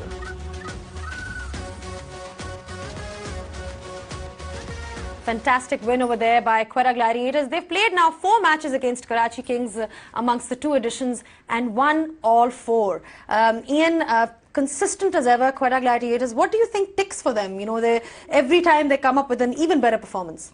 Yes, congratulations to them. It was slightly underwhelming, the performance from Karachi Kings. However, what Quetta have been able to do for me is that each game that they've played, they've had a match winner batting, Riley Russo, Kevin Peterson, now today the 2 openers. But that really is set up by the bowlers, who I think have done a fantastic job. I look at Hassan Khan bowling to Gale today. Brilliant for a left-arm spinner. Mahmudullah, fantastic. And Karachi Kings, you know, they started well. 5 overs, in the first 5 overs, they made 60 runs, but then they sort of lost momentum. Yeah, this is not strange because it happened in the last match. They won the last match as well, but after Sangha and Baba gave them that impetus, they sort of fell away until Shoaib Malik initiated at the end. Gale is a big part of that. He's out of form. He looks as though he lacks confidence. He hasn't come to grips with it at all in the middle there. So it's going to be interesting what they do next game. Good to see that partnership going for Quetta Gladiators. Asad Shafiq, he was out of runs, but he played really well today. He did. And more than playing well, he played aggressively. Prior to this game, he'd scored 85 from 83 runs. But in this game, he actually dominated the power play as opposed to Shehzad. So I give him the most credit for the way that opening partnership went. Well, Quetta seems to have everything working for them. Let's first go over to Ramiz Raja for the presentation ceremony. Well, Gladiators have become the first side to qualify for this year's HBL PSL playoffs. Many congratulations to Gladiators and to their team and skipper. And now to the presentation party, Miss Grace Downs, Business Development Manager, Swarovski Professionals, Mr. Mubashir Maqbool, Country Manager, HBL UAE, Mr. Sohail Hamid Khan, CEO, Junaid Jamshed, and Mr. Nadeem Umar, Quetta Gladiator franchise owner. Because of his smart play, Asad Shafiq will sign the ball and present it to Nestle Fruta, vital fan of the match.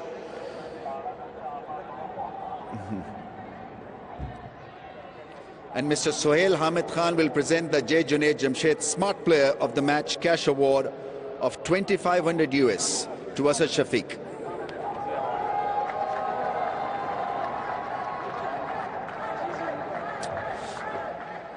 Well, the next award is the Man of the Match award, and for his outstanding bowling performance, 3 for 21, Mahmudullah is today's Man of the Match award winner.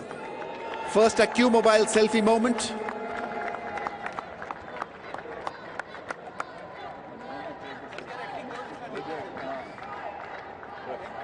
Man White, Miss Grace Downs to present the Swarovski Rising Star HBL PSL Man of the Match trophy to Mahmudullah.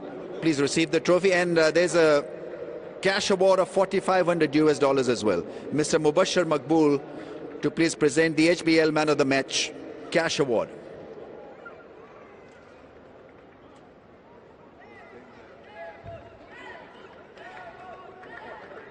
Come, Mem. Many congratulations, because those 3 wickets of Sangha and Shoaib Malik and Babar Azam were crucial. Yeah, I'm really happy the way that I've wanted to bowl. Happy to contribute for the team. So I think wicket was needed at that point of time. So really happy.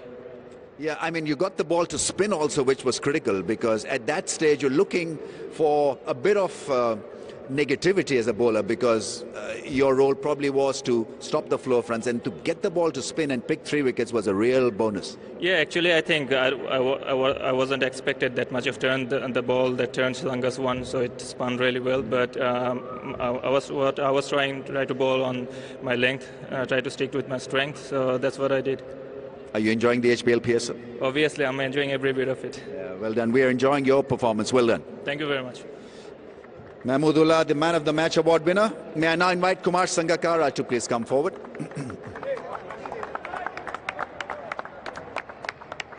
Well, Kumar, I guess you got to say not enough runs on the board.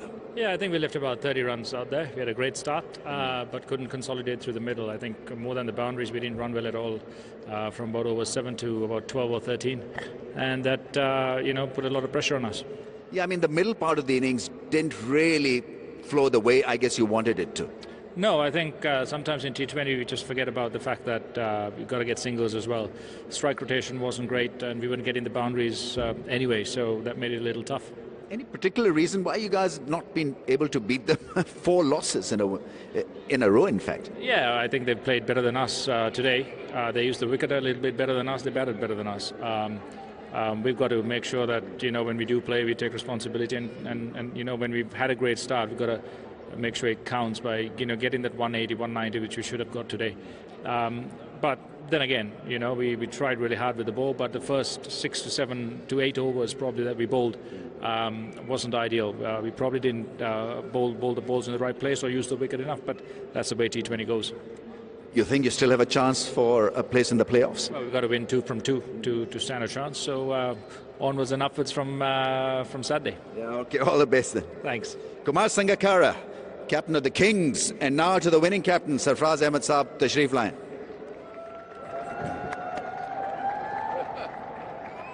जवाब नहीं है हमेशा जीतते हैं इनके खिलाफ कोई खास चीज खा के आते हैं नहीं रमेश भाई सबसे पहले तो अल्लाह ताला का शुक्र अदा करूँगा लेकिन रमेश भाई ओपिनियन बहुत ज़्यादा स्ट्रांग थी और मैंने पहले भी कहा था कि हम लोग कोशिश करेंगे ग्राउंड में अच्छा खेलें और अल्लाह का शुक्र है जिस तरह स्पेशली बॉलर ने रिस्पॉन्स किया 2 नए बच्चे खेले थे मीर हमजा इतनी बड़ी टीम के अगेंस्ट और हसान खान ने जिस तरह बॉलिंग की आई थिंक उसको दाद देनी पड़ेगी क्रिस गेल के अगेंस्ट जिस तरह उसने कॉन्फिडेंस शो किया तो आई थिंक उसके कैरियर के लिए बहुत अच्छी बात है ये महमूदुल्लाह ने वो काम कर दिया जो आपको चाहिए था जी बिल्कुल महमूदुल्लाह से कॉन्फिडेंस था मुझे कि वो अच्छी बॉलिंग करेगा और जिस तरह उसने बॉलिंग की क्रेडिट देना चाहिए कि इतने बड़े बैट्समैन कहेंगे इतनी ज़बरदस्त बॉलिंग की उसने आपकी टीम खौफजदा नहीं होते बड़ी नामों से एक और ख़ास बात है आपकी टीम की लेकिन अमित भाई हम यही बात करते हैं कि हमने ऑन पेपर टीम को नहीं देखना है जो ग्राउंड में है ग्राउंड में जान मारेंगे और इसी तरह लेके सारे जान मार रहे हैं इसी तरह सब लेके परफॉर्मेंस कर रहे हैं आपने देखा आज अहमद ने परफॉर्मेंस की असद ने परफॉर्मेस की तो आई थिंक यही अच्छी कोटा क्लैरिटी की खास बात है कि लड़के ग्राउंड के अंदर जान मारते हैं और प्लेऑफ्स में भी आ गए आपको मुबारक हो हाँ जी बिल्कुल अल्लाह का शुक्र है thank you well done Sarfaraz thank you Ramesh भाई हमारा क्राउड आया हुआ है बहुत ज़्यादा सपोर्ट करता है कोटा क्लैरिटी को तो उनको भी बहुत बहुत thank you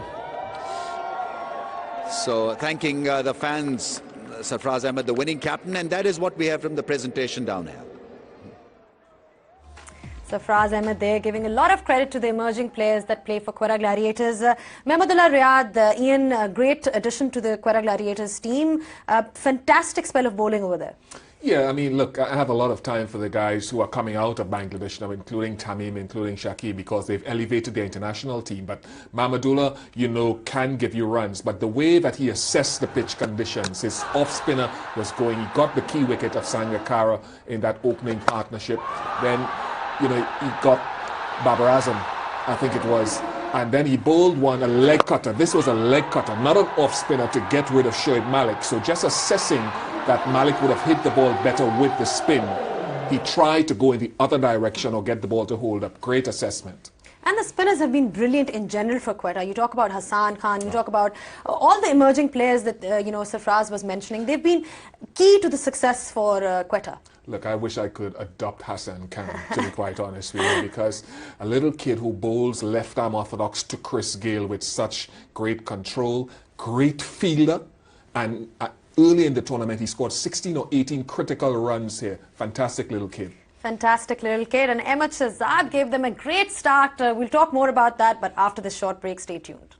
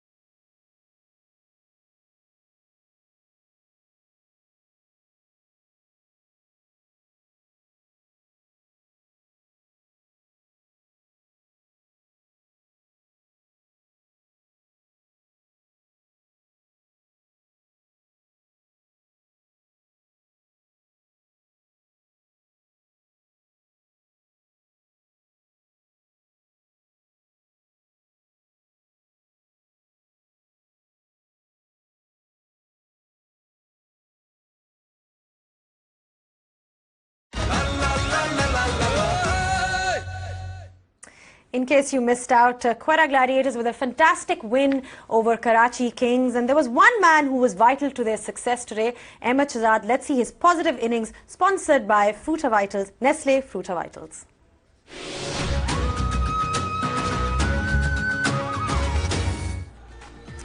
Well, he's eyeing a comeback in the ODI team, Ian, as well. And today he was fantastic. He was brilliant. He took to the leg spinner just outside of the batting power play, and that's when he really came into his own. His running between the wickets with Asad Shafiq set the tone for their partnership. So it's nice when your opening batsmen can dovetail in terms of the impetus shift when they bat together.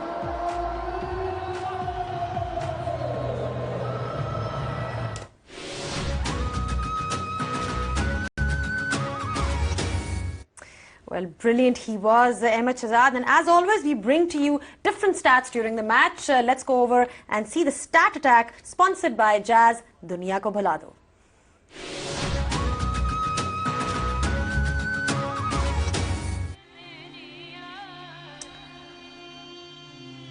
Right, so most sixes conceded. Mohammad Nawaz at the top of the list. Ian, he's a brilliant bowler, but sometimes, you know, when you're a spinner, runs can be easy for the batsman as well. Yeah, and I suppose if you're playing down in Sharjah regularly as well, if you don't hit your lengths, you can go. I don't know where most of them have been hit, but I would suspect Sharjah would be one of those. Tisara Pereira has gone for a few. Shane Watson, who uncharacteristically I think has struggled a little bit with the ball and has come to terms with the bat in this tournament. So look, it's part and parcel of the game. But does it mean that he doesn't shy away from flighting the ball because he gets, he concedes all these runs?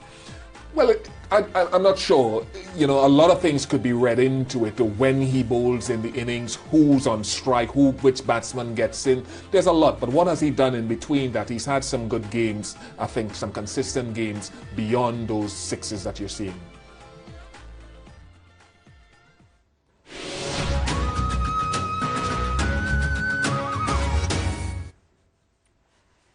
The spinners have been key for Quetta Gladiators' success. It's time for a breather, and right after the breather, we'll talk more about this match. Stay tuned.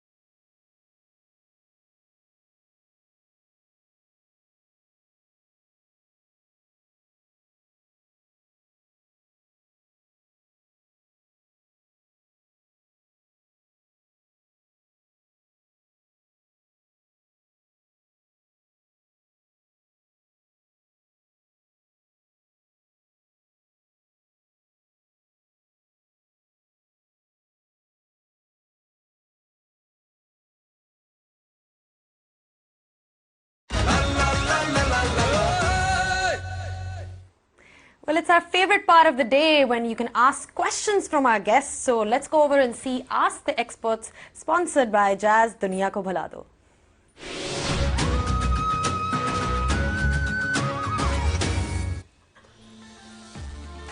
Right, so Shanil Khan asks this question, Ian, who does dew affect more, a spinner or a pacer, and why? Yeah, it's a good question, and I would venture to say that it affects both to some extent, but I say the spinner more, because the spinner depends more on the grip on the ball to give it some purchase. The pacer can hold the ball cross seam and at least get the ball down there somewhere, but the spinner, I think, depends on deviation. He won't get too much of that with dew, and his grip will be impeded as well. So I would say the spinner.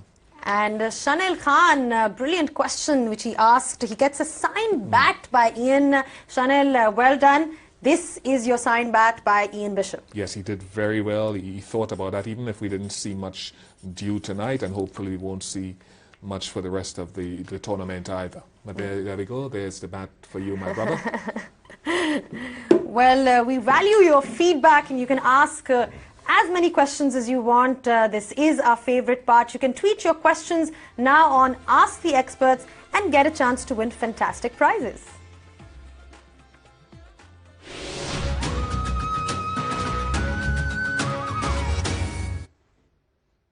When we talk about Mahmudullah Riyad and we talk about how brilliant he was today, let's have a look at the top wickets, sponsored by Telenor. Har khiladi ke saath Telenor 4G.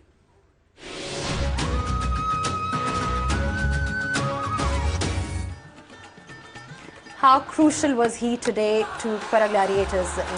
He was fantastic, slowing things down in the middle of the innings. And we heard Sangakkara talk about not being able to get going in the middle after a good opening partnership.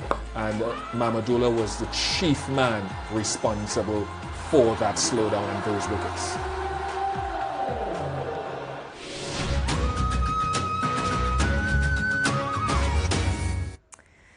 Key wickets there by Mahmudullah Riyad. We're going to take a short break, and after this break, we'll talk more about this match. Stay tuned.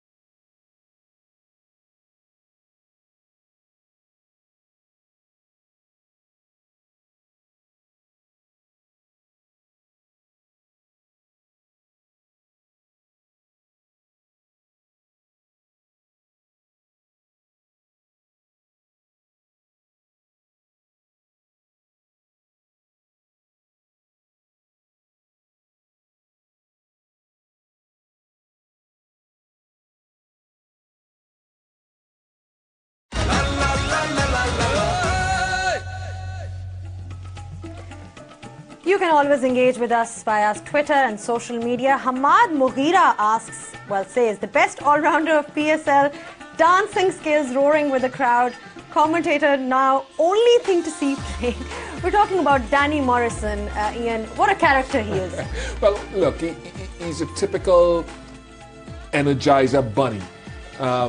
And he goes all day. It's not only in commentary that he's like that. He goes all day with this. Look, I think he's fantastic. He can ebb and flow, you know. You don't see his serious side. He does actually calm down when he takes his medication at some point in time. Great bloke, great friend.